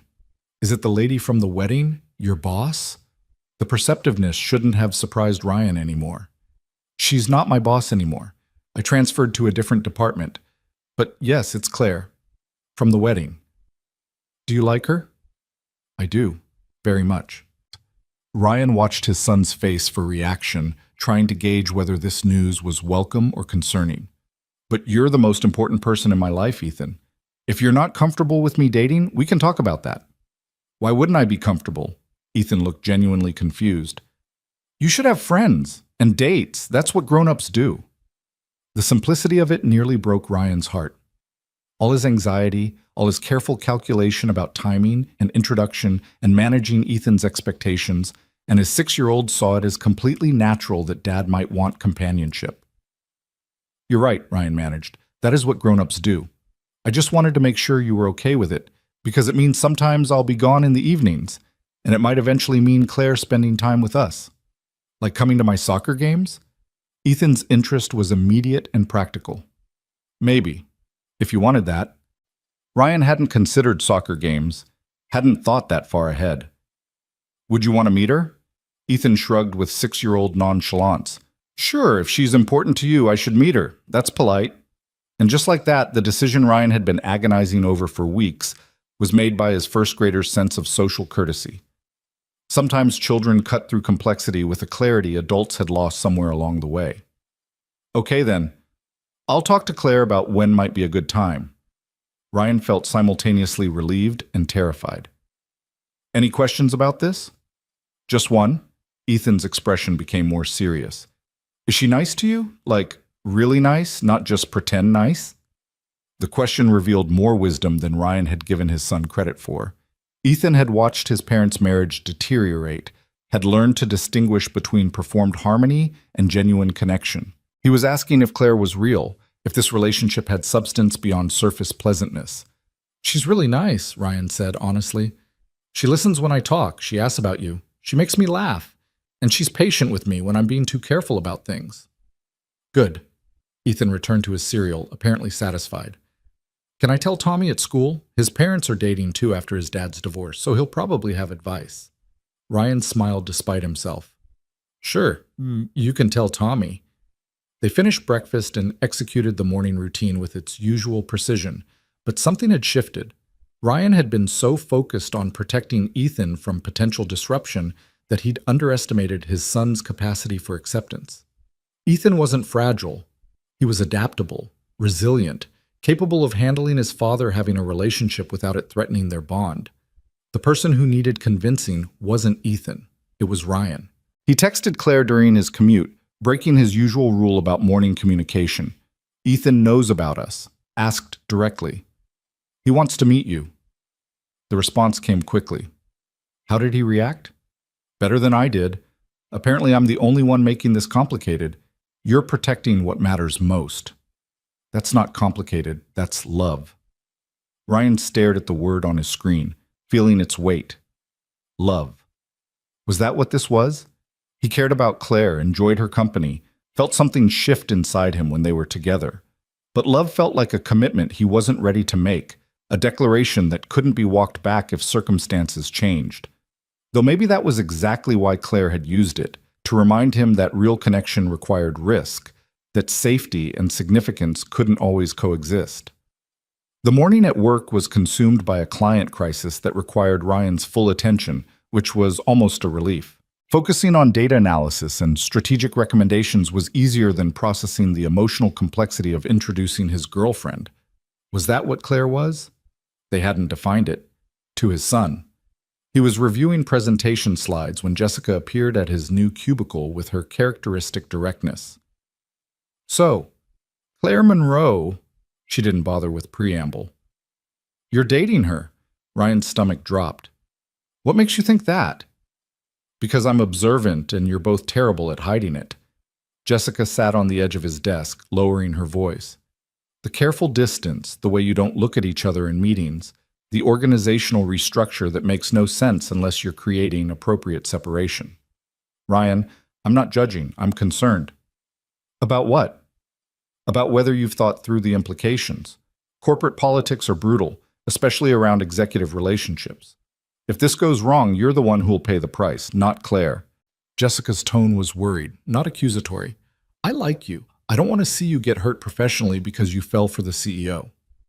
She's not the CEO anymore. To me, I mean. Different reporting structure, clear boundaries. Ryan heard how defensive he sounded. We're being careful. I know you think you are, but careful doesn't always protect you from gossip. People are already speculating. Jessica paused, then added more gently, Look, if this is real, if you genuinely care about each other, then I hope it works out. But protect yourself, okay? Document everything. Keep professional interactions transparent. Don't give anyone ammunition to claim favoritism. She left before Ryan could respond, her warning sitting heavy in his chest. He'd been so focused on managing Ethan's reaction that he'd underestimated the ongoing professional risk. Jessica was right. If this relationship became visible, if people connected the dots between the wedding photo and the department transfer and whatever else they'd noticed, Ryan would be the one facing questions. Claire had the authority of her position. Ryan had vulnerability. He pushed the anxiety aside, refocusing on work that needed completion. But the conversation stayed with him through the afternoon, through the evening pickup of Ethan from aftercare, through dinner and homework and the familiar routines that constituted their life. By the time Ethan was asleep, Ryan had made a decision. He called Claire, something they rarely did. Texts were safer, less intimate, easier to explain if questioned. She answered on the second ring. Ryan? Everything okay? Yeah, no, I don't know. Ryan sat in his dark living room, staring at nothing. I talked to Ethan this morning. He knows about us, wants to meet you. And a colleague confronted me today about our relationship, warned me about professional implications. And I'm sitting here realizing I have no idea what I'm doing or whether this is sustainable. Claire was quiet for a moment. Do you want to stop? Is that what you're saying? No, maybe. I don't know. Ryan rubbed his eyes, exhausted by his own uncertainty. I want this to work, Claire. I do. But I'm scared that wanting isn't enough, that we're building something beautiful that's going to collapse under the weight of reality. Reality is already here, Ryan. We're navigating it. Not perfectly, but we're trying. Claire's voice was steady, calm.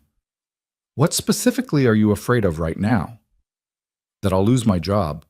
That people will think I advanced because of you rather than merit. That Ethan will meet you and get attached, and then, if we don't work out, he'll have another loss to process. That I'm being selfish by pursuing this when the safe choice would be to walk away. So, the words tumbled out, fear-given voice. I'm afraid I'm making the same mistakes I made before, choosing what I want over what's wise. Your ex-wife wasn't a mistake. She was a choice that didn't work out. That's different. Claire's response was gentle but firm. And Ryan, you're not being selfish. You're being human. You're allowed to want connection, to build a relationship, to take chances on happiness. That doesn't make you a bad father or a bad person.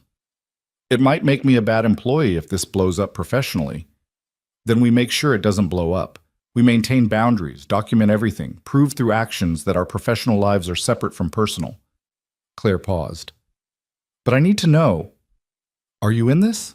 Actually in this, willing to work through complications? Or are you looking for an exit strategy? The question was fair, direct, exactly what the situation required. Ryan thought about the past months, about dancing at a wedding and feeling something shift, about dinner conversations that felt like coming home, about the way Claire looked at him like he was enough exactly as he was. He thought about Ethan's simple acceptance, about Dr. Chen's challenge to stop just surviving, about Marcus asking what if it works.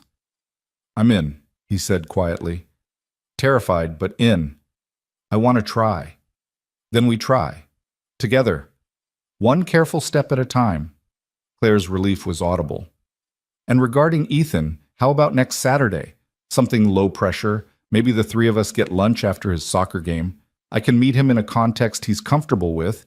You can manage the introduction. We take it from there. Ryan's chest tightened with anxiety and hope mixed together. That could work. He'd like that you're coming to his game. Then it's settled. Send me the details. I'll be there. Claire's warmth came through clearly. Ryan, I know this is scary, but I'm not going anywhere. We'll figure it out. They talked for a few more minutes before ending the call, Ryan feeling marginally more settled. The complications hadn't disappeared. Professional risk, personal vulnerability, the constant negotiation between what he wanted and what felt safe. But Claire was right. They were in this together, navigating difficulties rather than avoiding them. The week leading up to Saturday moved with strange momentum. Ryan worked, parented, attended the final leadership development session where Dr. Chen praised the group's growth and challenged them to apply their learning in real contexts. Claire was there as an observer, contributing occasionally but letting Dr. Chen lead. They didn't speak privately, maintaining the professional distance that had become their default setting. But Ryan caught her looking at him once during a discussion about authentic leadership, her expression soft with something that looked like pride or affection or maybe both. He looked away quickly, aware that others might notice, but carried that look with him through the rest of the session. Saturday morning arrived with Ethan's usual game day excitement, amplified by the knowledge that Claire would be attending. He'd asked approximately 36 questions during the week about what she was like, whether she knew anything about soccer, if she would sit with them or separately. Ryan had answered as best he could, trying to project calm confidence while internally panicking about every possible way the introduction could go wrong. The game started at 10. Ryan and Ethan arrived at 9:45, joining the cluster of parents setting up folding chairs along the sideline. Marcus, Tommy's dad, waved them over, making space in the unofficial parent section. "Big day," Marcus observed quietly while the kids warmed up. Tommy mentioned Ethan's excited about someone special coming to watch. "Yeah, my girlfriend is coming." The word felt strange in Ryan's mouth, too casual for what Claire was, but too formal for what they'd shared.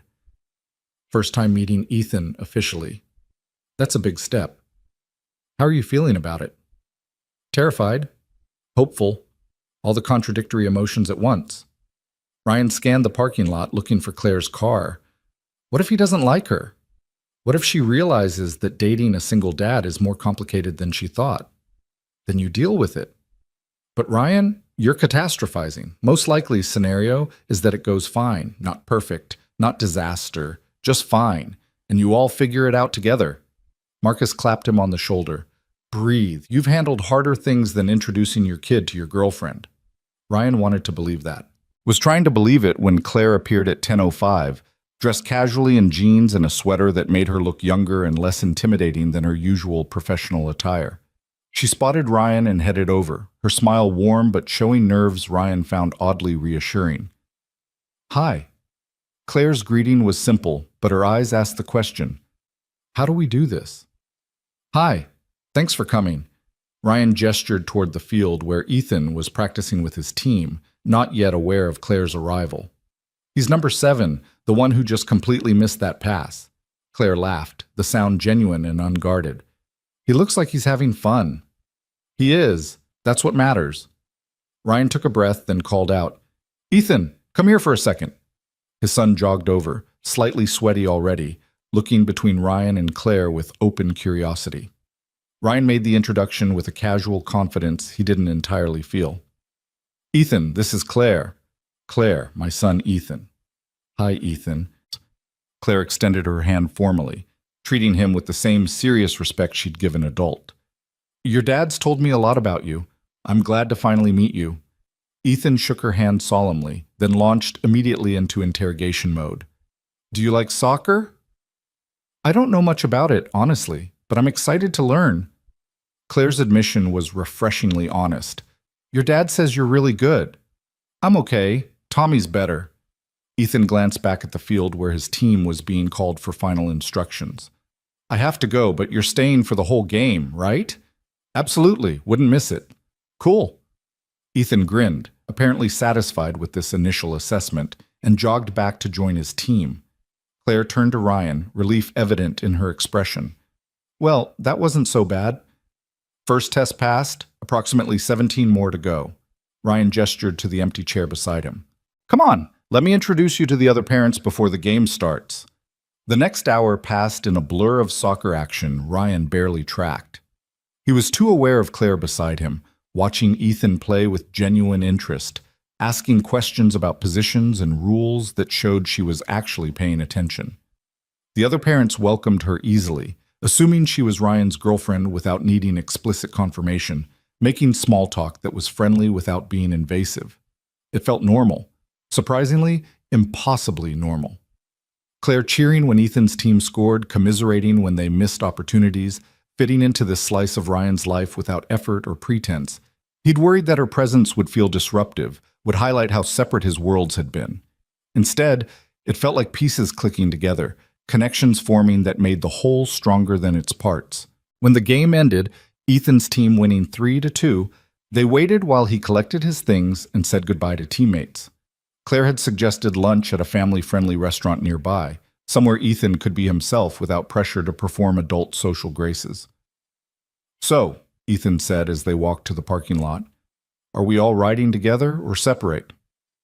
Ryan glanced at Claire, recognizing the implicit question. Together meant declaring something, meant presenting as a unit rather than two adults who happened to be sharing a meal with a child. "Together," Claire said before Ryan could answer. "If that's okay with everyone?" Ethan shrugged with his usual nonchalance. "Okay. Can I sit in the front?" "Back seat, buddy. Safety rules don't change just because we have company." Ryan unlocked his car, watching Claire fold herself into the passenger seat with the particular care tall people brought to compact vehicles. "Sorry, it's not the most luxurious ride. It's perfect. Lived in. Authentic." Claire smiled at him with warmth that made Ryan's chest feel tight. "Unlike my car, which is basically a status symbol on wheels." Lunch was easier than Ryan had dared hope. They found a booth at a pizza place Ethan loved, ordered food he would actually eat, and settled into conversation that flowed naturally despite the potential awkwardness of the situation. Claire asked Ethan about school, about his favorite subjects, about friends and interests beyond soccer. She listened to his answers with genuine attention, asked follow-up questions that showed she was actually interested in his responses rather than just making polite conversation. And Ethan, for his part, seemed to like her. He opened up in the way he did with adults who treated him seriously, sharing stories about classroom dynamics and playground politics that made Claire laugh. When the pizza arrived, they ate and talked and felt for all the world like something approximating a family. Ryan watched them interact with cautious hope growing in his chest. This could work. Against all his catastrophic predictions, this could actually work. "Dad says you're really smart," Ethan announced between bites of pizza, delivering the observation with his characteristic directness. "Is that true?" Claire smiled. "I'm good at some things, not so good at others." "What about you? What are you really good at?" "Reading and making friends and asking questions that make adults uncomfortable." Ethan delivered this self-assessment seriously. "Dad says I should work on the last one." "I think asking questions is important. How else do you learn?" Claire glanced at Ryan with amusement. Though maybe choosing the right time and place for uncomfortable questions is a skill worth developing. "That's what Dad says too." Ethan considered this, then asked the question Ryan had been dreading. "Are you going to be my dad's girlfriend for a long time? Or just for now?" The directness of it stopped conversation. Claire didn't deflect or offer empty reassurance. She thought about it seriously before answering. "I hope for a long time. But relationships are complicated, and nobody can predict the future with certainty. What I can tell you is that I care about your dad very much, and I care about making sure you're okay with this situation. So if you ever have questions or concerns, you can talk to me directly. Deal?" Ethan processed this with the gravity he brought to important commitments. "Deal. But if you hurt my dad's feelings, I'll be really mad at you." "That's fair." Claire's expression was solemn, matching his tone. "And if I hurt his feelings, he should be mad at me too. People who care about each other don't get a pass on being hurtful." Ryan felt something shift inside him, some final resistance dissolving. Claire wasn't performing for Ethan, wasn't trying to win him over with false promises or manipulative charm.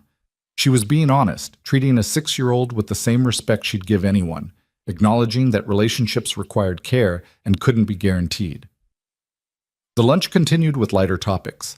And by the time they finished, Ethan was chattering about wanting to show Claire his room, his soccer trophies, the drawing he'd made of the solar system that was hanging on the refrigerator. Ryan agreed, feeling like he was watching his carefully separated worlds merge in real time. Back at the house, Ethan gave Claire the full tour with the pride of someone showing off his domain. Claire admired everything with genuine interest, asked questions about his collections and hobbies, listened to explanations about why certain toys were special or certain books were favorites. Ryan followed them through the house, seeing his life through her eyes, modest but comfortable, organized around a child's needs, filled with evidence of single dad functionality rather than interior design aesthetics. If Claire judged any of it, she didn't show it. She simply engaged with Ethan's world on its own terms, treating his interests as worthy of attention. By the time they settled in the living room, Ethan had apparently decided Claire was acceptable. He plopped down on the couch next to her, a level of physical proximity he usually reserved for people he trusted, and started explaining the intricate plot of his favorite cartoon show. Ryan excused himself to make coffee, giving them space while keeping an ear on the conversation. He heard Ethan's enthusiastic explanations and Claire's thoughtful questions, the easy rapport building between them. It was almost too good to be true, which made Ryan nervous. When did the other shoe drop? When did complications emerge to prove that this integration was impossible? He was pouring coffee when Claire appeared in the kitchen, leaving Ethan absorbed in drawing something at the coffee table. "Hey." Her voice was quiet, meant only for Ryan. "He's wonderful. You've done an incredible job with him." "He makes it easy, most of the time." Ryan handed her a mug, their fingers brushing in the exchange. "How are you doing? This is a lot. Meeting my son, seeing my actual life beyond work, and carefully orchestrated dates." "I'm doing well. Better than well." Claire leaned against the counter, close enough that they were having a private conversation despite being visible from the living room. "This feels right, Ryan. Being here, meeting Ethan, seeing how you've built this life, it doesn't scare me. It makes me want to be part of it." Ryan felt his throat tighten with emotion he hadn't expected. "Yeah? Yeah?" Claire's smile was soft, certain. "I know we're taking it slow, being careful, all the things we agreed on, but I need you to know I'm serious about this, about you, about figuring out how to build something real that incorporates all the complicated parts of our lives. Even the 6-year-old who asks uncomfortable questions? Especially him. He's part of you, Ryan. I can't care about you without caring about him too." Claire set down her coffee, reaching for Ryan's hand. "I'm in this. Completely." Ryan squeezed her hand, allowing himself to believe it. They stood in his modest kitchen, coffee growing cold, hearing Ethan humming to himself in the next room, and for the first time in years, Ryan felt like his life was expanding rather than just surviving. "I should probably go soon," Claire said reluctantly. "Give you two your evening routine without disruption. Or you could stay for dinner, if you want. Nothing fancy, just whatever I throw together, but..." Ryan trailed off, recognizing the significance of the invitation. Dinner meant integrating Claire further into their daily life, meant normal rather than special occasion, meant treating her presence as welcome rather than temporary. Claire's expression showed she understood the weight of what he was offering. "I'd love that. Let me help cook?" They returned to the living room where Ethan was still drawing, announced the dinner plan, and received his enthusiastic approval. The next few hours passed in domestic simplicity, cooking together while Ethan did homework at the kitchen table, eating dinner with conversation that flowed between adult topics and child interests, cleaning up with the collaborative ease of people comfortable in shared space. By the time Claire left at 8:30, Ethan's bedtime approaching, the day drawing to its natural close, Ryan felt like something fundamental had shifted. They'd crossed a threshold, moved from dating to something more integrated, proved that careful didn't mean impossible. Claire kissed him goodbye at the door, brief but warm, then knelt down to Ethan's level. "Thanks for letting me spend today with you. I had a really good time." "Me too. You should come to my next soccer game." Ethan delivered the invitation with casual certainty. "And maybe you can teach my dad about art since you know a lot about it." "Deal." Claire stood, her eyes bright with emotion Ryan recognized. "See you both soon." After she left, Ryan and Ethan went through their bedtime routine with its familiar rhythms. But when Ryan tucked his son in, Ethan asked the question that mattered most. "Do you love her, Dad?" Ryan paused, considering honesty versus protection, then chose truth. "I think I might. It's still new, still developing, but yeah, I think I might love her." "Good." Ethan yawned, already half asleep. "She's nice, and she makes you smile more." Ryan sat with that observation after Ethan drifted off, thinking about smiling, about joy, about allowing himself to want more than just stability. Claire made him smile, made him feel like life could be something beyond careful management, made him believe that risk might sometimes lead to reward rather than disaster. He texted her from his dark living room. "Thank you for today, for being patient with both of us, for making this feel possible." The response came quickly. "Thank you for letting me in. Today was perfect." Ryan smiled at his phone, feeling ridiculous and happy, and still a little scared, but mostly just grateful. Grateful for Ethan's acceptance, for Claire's patience, for the possibility that he might actually be building something sustainable. The complications hadn't disappeared. Professional dynamics still needed careful navigation. His own fears still surfaced regularly. The future remained uncertain. But for the first time in years, uncertainty felt like possibility rather than threat. And that shift, small but significant, felt like the beginning of something Ryan hadn't dared hope for.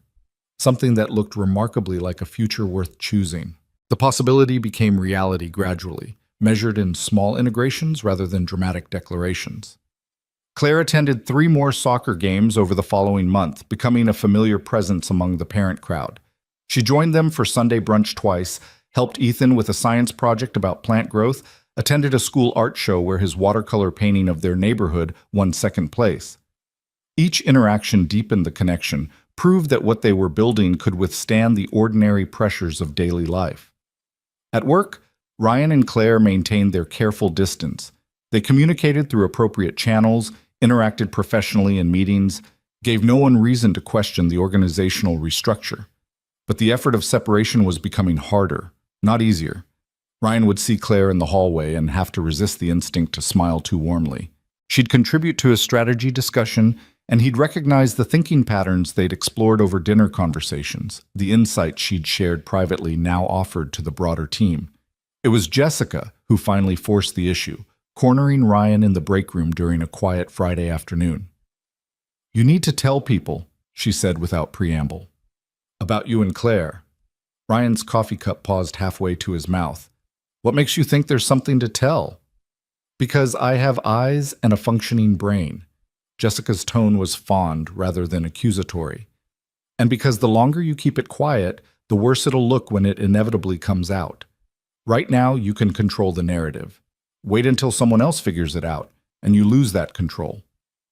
We're being careful. Appropriate boundaries, separate reporting structures, everything documented." Ryan heard the defensiveness in his voice. "There's nothing inappropriate happening." "I didn't say it was inappropriate. I said it was invisible, and invisible creates speculation." Jessica leaned against the counter, her expression serious. "Look, I get why you've been quiet. Corporate relationships are complicated, especially with the power dynamics involved. But Ryan, people are already wondering. The photo from the wedding, the sudden transfer, the way you both very carefully don't look at each other in meetings, it's creating more questions than answers." Ryan set down his coffee, feeling the weight of what she was saying. "So what are you suggesting?"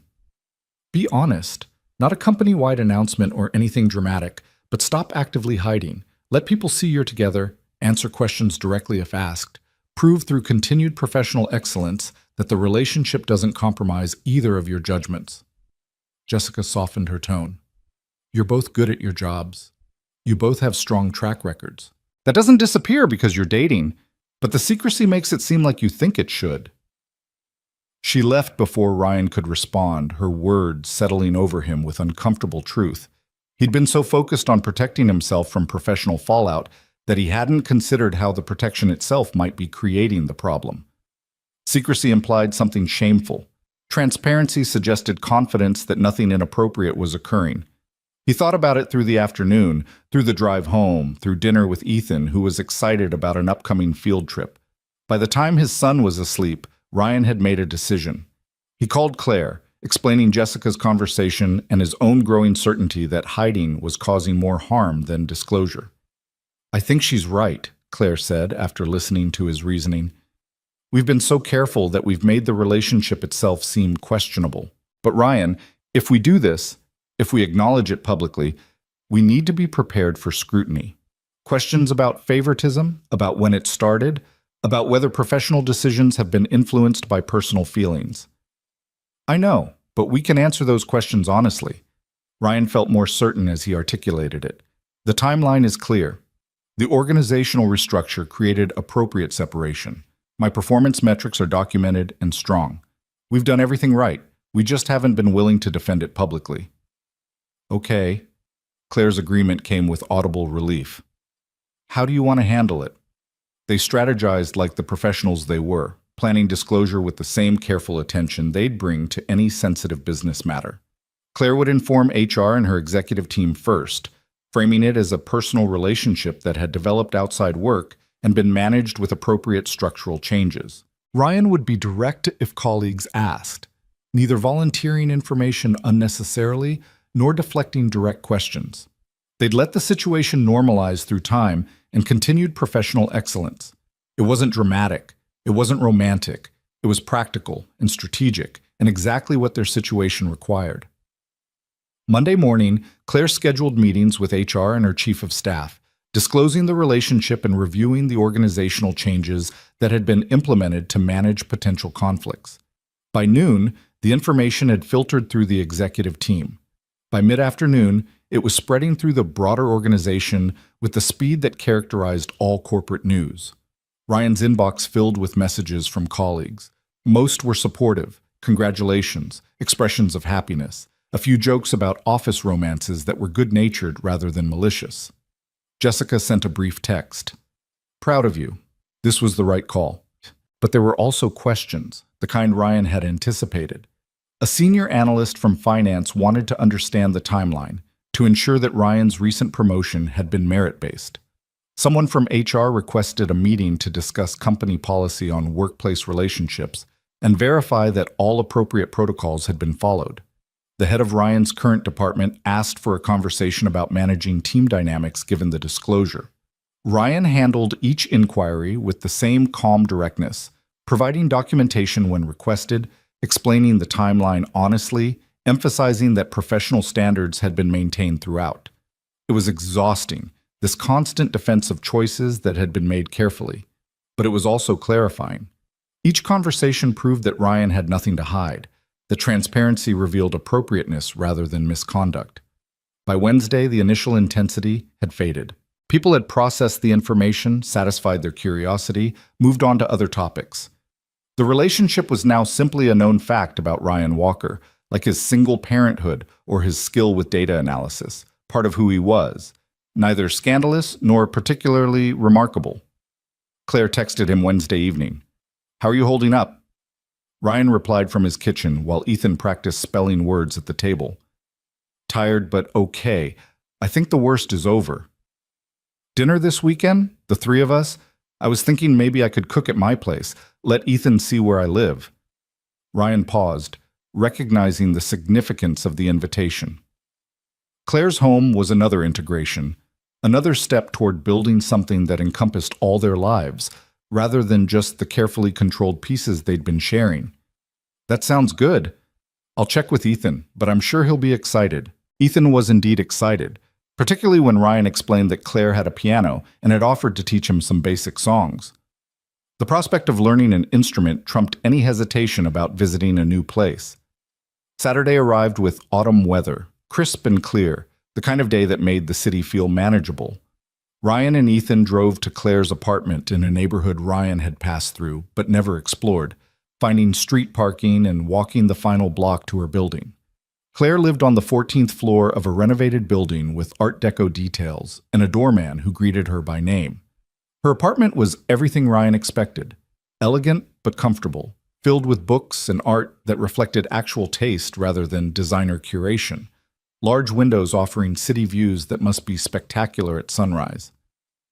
Wow, Ethan breathed, immediately drawn to the windows. You can see everything from up here. Pretty close to everything. Claire smiled, watching him explore with the same careful attention she brought to all interactions with Ryan's son. Want to see the piano? It's in the next room. She led them to a space that functioned as both office and music room, dominated by an upright piano that showed signs of regular use. Claire sat on the bench, gesturing for Ethan to join her, and began teaching him simple melodies with patient encouragement, Ryan watched from the doorway, seeing them together, and felt something settle in his chest. This was real. Not just dates carefully scheduled around childcare, not just managing professional complications, but actual life being built with deliberate care. Claire teaching his son to play piano. Ethan absorbed in learning, trusting her guidance.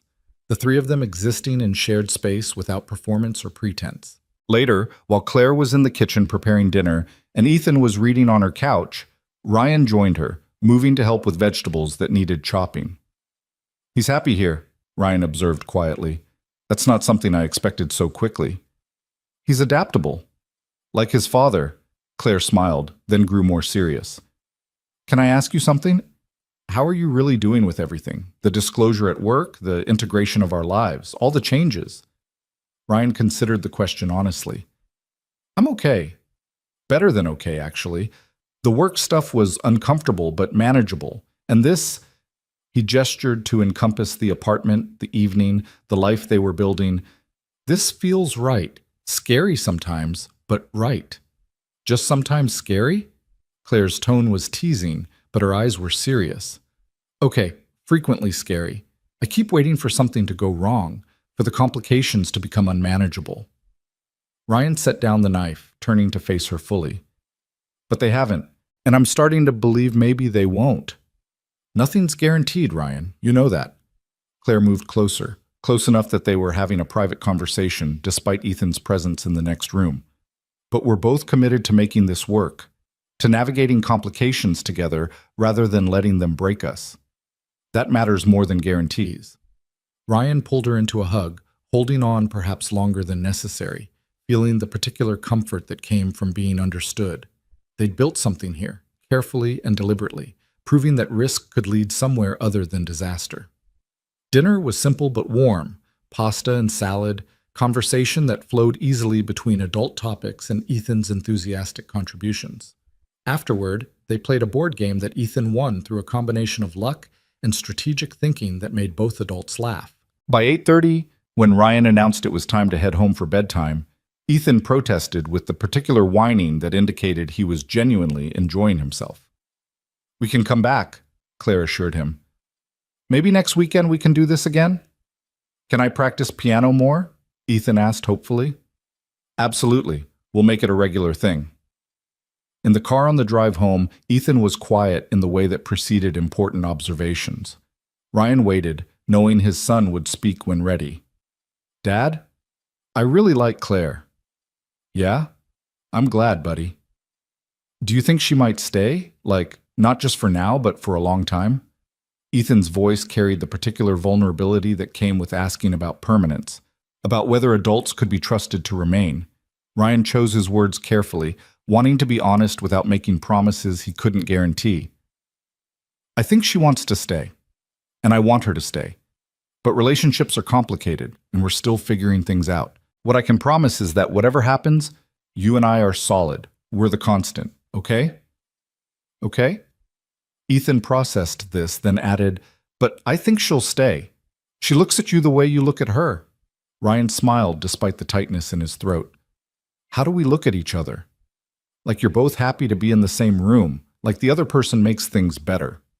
Ethan delivered this observation with the matter-of-fact wisdom that children sometimes accessed.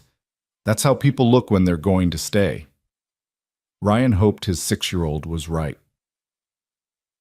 The following weeks proved Ethan's observation increasingly accurate. Claire became a regular presence in their lives. Not living with them, not rushing toward cohabitation, but integrated in ways that felt natural rather than forced. She attended Ethan's school conferences, contributing observations about his learning style that came from genuine attention rather than obligation. She joined their Sunday routines sometimes, blending into the grocery shopping and meal prep and lazy afternoon reading that constituted weekends. She maintained her own life and space while making room for theirs, the balance that suggested sustainability rather than temporary enthusiasm. At work, the relationship settled into accepted fact. People stopped asking questions, stopped speculating, simply incorporated this information into their understanding of who Ryan Walker and Claire Monroe were. Ryan continued to excel in his role, earning a significant promotion in late November based on documented performance and strategic contributions that no one could reasonably attribute to favoritism. Claire continued to lead the company with the same focused excellence that had always characterized her work, proving that personal life and professional capability could coexist without compromise. But it was the small moments that convinced Ryan they were building something sustainable. Claire helping Ethan with math homework while Ryan cooked dinner. Ryan attending a theater performance with Claire, discovering he actually enjoyed the experience when sharing it with someone who could explain what made it meaningful. The three of them decorating a Christmas tree in Ryan's living room, Claire and Ethan debating ornament placement with playful seriousness, while Christmas music played in the background. These weren't dramatic moments.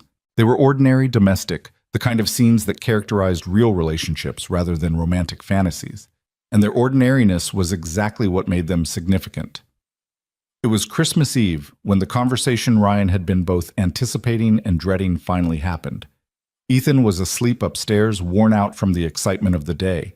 Claire had stayed for dinner and the evening tradition of reading the same story they'd read every Christmas Eve since Ethan was old enough to understand it. Now they sat in Ryan's living room, lights low, the decorated tree casting shadows across walls that had seen 2 years of single-parent survival and were now witnessing something new. "I've been thinking about next year," Claire said quietly, her hand linked with Ryan's on the couch between them. "About what we want this to look like long-term." Ryan's pulse accelerated slightly, recognizing the weight of this conversation. "What have you been thinking?" "That I'm tired of dividing my life between my place and yours. That I want to wake up with you more often than not. That I want to be part of Ethan's daily routine, not just weekend visits and special occasions." Claire turned to face him more fully. "I'm not suggesting we rush into anything, but Ryan, I want to start talking about what building a life together actually looks like. Logistics, timelines, what works for all three of us." Ryan had known this conversation was coming, had been preparing for it mentally for weeks. But having it become real, having to articulate what he wanted versus what he feared, required courage he wasn't sure he possessed. "I want that too," he said carefully. "But I'm scared of the logistics. Ethan's school is here, his routine is established, his life is stable. Moving feels like disrupting what's working. So maybe I move here, or we find a place that's new to both of us, something we choose together." Claire's response was practical, solution-focused. "I'm not attached to my apartment, Ryan. I'm attached to you and to Ethan. The location is just details. Just details that affect custody agreements and school districts and every structure I've built to keep his life stable." Ryan heard the edge in his voice, the fear manifesting as resistance. "I can't make decisions about his living situation based solely on what I want." "I'm not asking you to. I'm asking you to consider that stability might look different than what you've been doing." Claire's tone was gentle but firm. "Ethan's stable because you've been a consistent, present parent. That doesn't change if we live together. If anything, it expands his support system, gives him more people who care about his well-being." Ryan wanted to argue, to articulate all the ways cohabitation could go wrong, all the risks they'd be taking, but he was tired of leading with fear, tired of making every decision from a defensive position. "What if we tried it gradually?" he heard himself say. "Start with weekends. See how it feels for Ethan to have you here more consistently. Then maybe we look at places together, find somewhere that works for all of us. Take it in stages rather than one big change." Claire's smile was radiant. "That's perfect. Careful, but forward-moving, exactly what we need." They talked through the evening, making plans that felt both terrifying and right. Claire would start staying over more frequently, building familiarity with their daily routines. They'd look at neighborhoods that offered good schools and reasonable commutes for both of them. They'd involve Ethan in the process, letting him voice concerns and preferences, proving that his needs remained central to any decisions being made. It wasn't a proposal. It wasn't a dramatic commitment. It was two people deciding to build something together with the same careful attention they'd brought to everything else. Ryan walked Claire to her car around midnight, the neighborhood quiet under December cold. They stood in his driveway, breath visible in the frigid air, holding on to each other against the chill. "Thank you," Ryan said quietly, "for being patient with my fear, for not giving up when I was too scared to move forward. Thank you for letting me in, for trusting me with something as important as your son." Claire kissed him softly. "We're going to be okay, Ryan. All three of us. Ryan watched her drive away, then returned to his house where Ethan slept peacefully upstairs, trusting that Dad would keep making good choices. And for the first time in years, Ryan believed he actually was making good choices. Not perfect ones, not without risk, but choices that honored both caution and courage. Child. The transition happened gradually through winter and into spring. Claire started staying over on weekends, then occasionally during the week when logistics allowed. Ethan adapted with the flexibility Ryan should have anticipated, treating Claire's presence as natural rather than disruptive. They established new routines, Claire helping with school drop-offs some mornings, joining the homework sessions, contributing to the Sunday meal prep that had been Ryan's solitary domain. In March, they started looking at houses together. Not apartments, Claire had insisted. If they were doing this, they should do it properly. Give Ethan a backyard for soccer practice. Create space for everyone to have privacy when needed. Ryan had been skeptical about affording anything suitable until Claire gently reminded him that she had resources to contribute, that building a life together meant pooling assets rather than insisting on artificial separation. That conversation had required its own navigation. Ryan's pride wanted to provide independently, to prove he could support his family without help. But Claire challenged that thinking, asking whether partnership meant sharing burdens or maintaining ego-driven independence. She was right, as she often was. Partnership required letting go of the narrative that he had to do everything alone. They found a house in late April, modest but spacious, in a good school district, with a backyard that Ethan immediately claimed for soccer goals. The purchase process was complicated by Ryan's need to coordinate with his ex-wife about custody arrangements, a conversation he'd been dreading. Sarah had remarried the previous year, was living several states away, had maintained minimal contact with Ethan beyond required birthday and Christmas gestures. When Ryan called to inform her about the house purchase and potential address change, he'd braced for conflict. Instead, she'd sounded relieved. "Ryan, I'm glad you're moving on, building something stable for Ethan." Her voice carried the weariness of someone who'd long ago recognized her own limitations.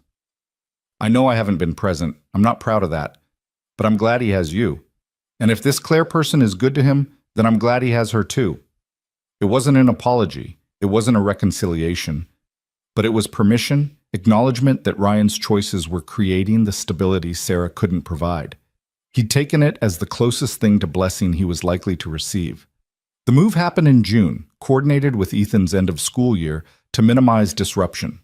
Claire had already been staying over most nights, so the actual consolidation of households was less dramatic than Ryan had anticipated. Her furniture blended with his, her books integrated onto their shelves, her presence in every room feeling like it had always belonged there. Ethan loved the house immediately, particularly the backyard where he could practice soccer without neighbors complaining. He loved having his own room that was bigger than the old one, loved that Claire's piano had moved with them so he could continue lessons, loved the normalcy of coming home to both adults rather than just Dad. Ryan had worried about adjustment, about Ethan struggling with the changes. But his son continued to prove more adaptable than the father who'd been trying to protect him from change. It was a Wednesday evening in July. Unremarkable, ordinary, exactly the kind of evening that had come to characterize their life together, when Ryan realized he'd stopped waiting for disaster. They were in the kitchen, Claire cooking while Ryan helped Ethan with a summer reading assignment at the table. The windows were open to evening air, music playing softly from the speaker Claire had installed, the smell of garlic and tomatoes filling the space. "Dad, is this right?" Ethan held up his reading comprehension worksheet, pointing to an answer about character motivation. Ryan reviewed it, noting the careful thought his son had put into the analysis. "Perfect, buddy. You really understood what the author was trying to show." Claire helped me think about it differently. She said sometimes characters make bad choices for good reasons. Ethan delivered this wisdom seriously. Like how you were scared to date Claire at first because you wanted to protect me. But that was actually kind of a bad choice because now we're all happier. Ryan caught Claire's eye across the kitchen, saw her smiling at Ethan's analysis. "That's true. Sometimes being too careful is its own kind of mistake." "Exactly. So I wrote about how the character was scared, but that doesn't make the fear bad. It just makes the character human." Ethan returned to his worksheet with satisfaction. "Fear's normal. What matters is what you do with it. Claire came to the table, leaning down to read Ethan's work over his shoulder. This is really insightful, Ethan. Your teacher's going to be impressed. I know. He grinned, gap-toothed and confident in the way that 7-year-olds could be. I'm good at understanding people. After Ethan finished his homework and went outside to practice soccer before sunset, Claire and Ryan stood at the kitchen window watching him. She leaned against Ryan's shoulder, his arm around her waist, both of them comfortable in silence. He's right, you know, Claire said eventually, about fear being normal but action being what matters. I know. I'm learning. Ryan kissed the top of her head, breathing in the familiar scent of her shampoo. Slowly, but learning. I love you. Claire said it simply, not for the first time, but with the weight of choosing to say it again. I love this life we're building. I love that kid out there who somehow understands emotional complexity better than most adults. I love that you let me be part of it. I love you too. Ryan had gotten easier at saying it over the months, less frightened by the vulnerability it required. Thank you for being patient with my fear, for proving that risk doesn't always lead to disaster. They stood there watching Ethan practice his footwork, the evening light casting long shadows across their yard, their house, their life. It wasn't perfect. There were still challenges at work, occasional coordination difficulties, moments when Ryan's old anxiety surfaced, and he had to consciously choose trust over protection. But it was real, sustainable, built on honesty rather than fantasy. That night, after Ethan was asleep and they were settling into their own bedroom, Claire brought up a topic they'd been circling around for weeks. I've been thinking about us, about making this official. Ryan looked up from his book, heart rate increasing slightly. Official how? Marriage. Eventually. Claire's expression was calm, certain. Not right now. We're still settling into the house. Ethan's still adjusting. There's no rush. But I want you to know I'm thinking long-term, permanently. That this isn't just convenient cohabitation for me. Ryan set down his book, giving her his full attention. Marriage. The word carried weight from his failed first attempt, from promises that had dissolved under pressure. But it also carried possibility, the chance to build something better with someone who understood him completely. I want that too, he said slowly, working through the thought as he spoke. Not immediately, but eventually, when it feels right for all of us, including Ethan. Agreed. Claire moved closer, settling against him with comfortable familiarity. We keep doing what we're doing, building carefully, including him in decisions, proving this is stable before making it permanent. Careful but forward-moving. Exactly. Claire kissed him softly. I'm not scared of careful, Ryan. I'm just also not scared of committed. We can be both. They could be both. Ryan was beginning to believe that. Could be cautious parents and committed partners. Could maintain professional excellence while building personal happiness. Could honor past wounds while creating new possibilities. The proposal, when it finally happened, came 18 months after they'd moved into the house together. Ryan had been planning it for weeks, coordinating with Ethan, who was enthusiastically conspiratorial, choosing a moment that felt meaningful without being performative. They were at Ethan's soccer championship game. His team had made it to the finals, the culmination of 2 seasons of practice and dedication. Claire had been at every game, had become as invested in the team's success as any of the other parents. When Ethan's team won in the final minutes, scoring off a pass that he'd set up with the footwork he'd been practicing for months, the celebration was pure joy. Afterward, during the trophy presentation, Ethan was called up to receive recognition for Team MVP. He accepted the small trophy with genuine pride, then grabbed the microphone before anyone could stop him. I want to say something, he announced to the assembled parents and players. My dad taught me that being good at soccer isn't about being the best player. It's about making your team better. And Claire taught me that sometimes the scariest thing is also the right thing, so you should do it anyway, even if you're nervous. Ryan's stomach flipped, recognizing that Ethan was going off script from what they'd discussed. So, Dad, you should probably ask Claire to marry you now because you've been carrying that ring around for like 3 weeks, and you're clearly scared, but it's the right thing.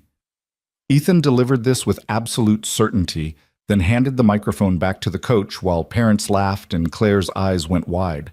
Ryan stood there, caught between horror at being called out by his 8-year-old and appreciation for the absolute perfection of the moment. Because this was them, messy, honest, nothing going according to plan, but working anyway. He pulled the ring box from his pocket, had indeed been carrying it for weeks waiting for the perfect moment. Turned out the perfect moment was getting orchestrated by an 8-year-old on a soccer field in front of 50 people who'd become their community. Claire was laughing and crying simultaneously as Ryan knelt in the grass, surrounded by celebrating children and amused parents and the life they'd built together through careful risk and deliberate courage. "This wasn't how I planned this," Ryan admitted, "but it's perfect anyway. Claire, you've made me believe that fear doesn't have to win, that I'm capable of more than just survival, that building something real is worth every risk." He opened the box, showing her the simple ring he'd chosen with Ethan's input. "Will you marry me?" "Yes." Claire didn't hesitate, pulling him up to kiss him while their community cheered. "Yes, absolutely yes." Ethan ran over, inserting himself between them with the confidence of someone who'd orchestrated this entire thing. "I helped pick the ring. Do you like it?" "I love it. I love both of you." Claire was openly crying now, happy tears that she didn't try to hide. "My boys." They stood there on that soccer field, an imperfect family built from divorce and courage and the willingness to keep trying despite fear. Ryan had spent years believing safety required isolation, that protection meant avoiding risk. He'd been wrong. Safety came from building something strong enough to withstand difficulties. Protection came from creating community rather than hiding from it. The wedding happened that fall, small and intentional. Just family and close friends, held in their backyard where Ethan had first practiced the soccer skills that led to championships. Marcus was Ryan's best man, having watched this entire journey unfold. Jennifer was Claire's matron of honor, proud of her friend for finding happiness with someone who saw past the executive polish to the person underneath. Ethan was the ring bearer, taking his role seriously, delivering the rings without dropping them, and beaming with pride at his successful contribution. During the vows, Ryan promised not just to love Claire, but to keep choosing courage over fear, to keep building rather than just protecting, to honor what they'd created together. Claire promised to be patient with his caution while also pushing him toward growth, to love both him and Ethan with the same fierce dedication, to build a life that honored authenticity over performance. They were simple promises, achievable, grounded in who they actually were rather than romantic ideals they couldn't sustain. The reception was in the same backyard, tables scattered across grass where Ethan had once played alone and now ran with friends from school and soccer. Ryan watched Claire dance with his son, their son now, legally and emotionally, and felt something settle that had been restless for years. "You did good, man." Marcus appeared beside him, beer in hand, watching the same scene. "Really good." "I got lucky," Ryan corrected automatically. "No, you got brave." Marcus clapped him on the shoulder. "Luck is finding someone worth risking for. Bravery is actually taking the risk. You did both." Ryan watched Claire and Ethan laugh about something, watched his new wife and his son building their own relationship independent of him, and felt the truth of Marcus's words. He had been brave. Not perfectly, not without fear, but consistently enough to build something real. Later, after guests had left and Ethan was asleep upstairs exhausted from celebration, Ryan and Claire sat in their backyard under October stars. Married now, officially family, having made promises they intended to keep. "What are you thinking?" Claire asked, her head resting on his shoulder. "That I'm grateful. For you, for Ethan, for this life we've built." Ryan pulled her closer, feeling the comfort of her presence. "And that I'm not scared anymore. Not the way I used to be." "You're not?" "I'm still cautious, still careful, but I'm not leading with fear." Ryan turned to look at her, this person who'd seen him completely and chosen to stay. "I'm leading with trust. In us, in what we've built, in our ability to handle whatever comes." Claire kissed him softly. "That's growth. Real growth." They sat in comfortable silence, both thinking about the journey that had brought them here. From a wedding where they'd danced as near strangers to this moment, married, raising a child together, having built a life that honored both caution and courage. Months later, walking through their neighborhood on a Sunday afternoon, all three of them, Ethan between them holding both their hands, Ryan realized he'd stopped measuring time in increments designed to manage crisis. He was measuring it in moments worth savoring: soccer games and piano lessons, family dinners and quiet evenings, the ordinary accumulation of shared life. Ethan was chattering about his upcoming birthday party, about friends he wanted to invite, about whether they could rent a bounce house, even though he was probably too old for bounce houses, but they were still fun. Claire was listening with genuine interest, asking questions that showed she was paying attention. Ryan was present in the moment, not anxious about the next crisis, not bracing for disaster. This was the life he'd built, not despite his fear, but through it. Not by avoiding risk, but by choosing carefully which risks were worth taking. "Dad!" Ethan looked up at him, interrupting his own monologue about birthday plans. "Are you happy?"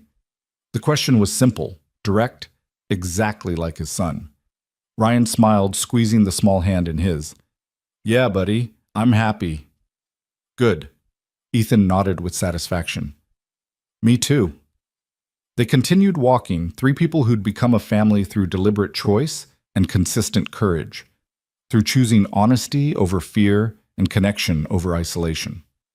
The sun was setting, casting long shadows across the sidewalk they walked together, and Ryan felt peace settle in his chest.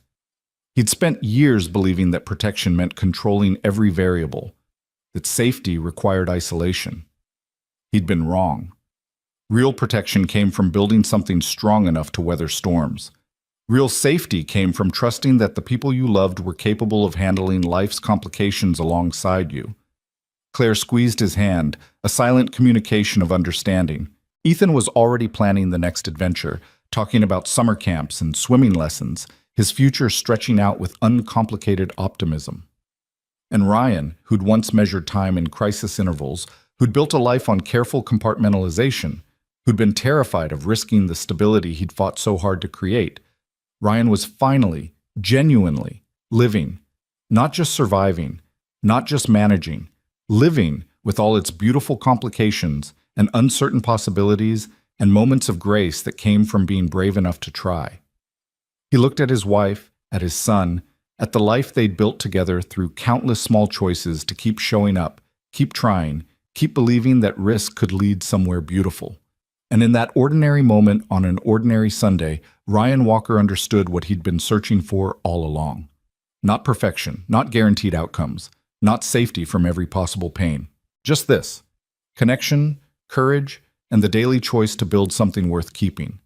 That was enough. More than enough. It was everything.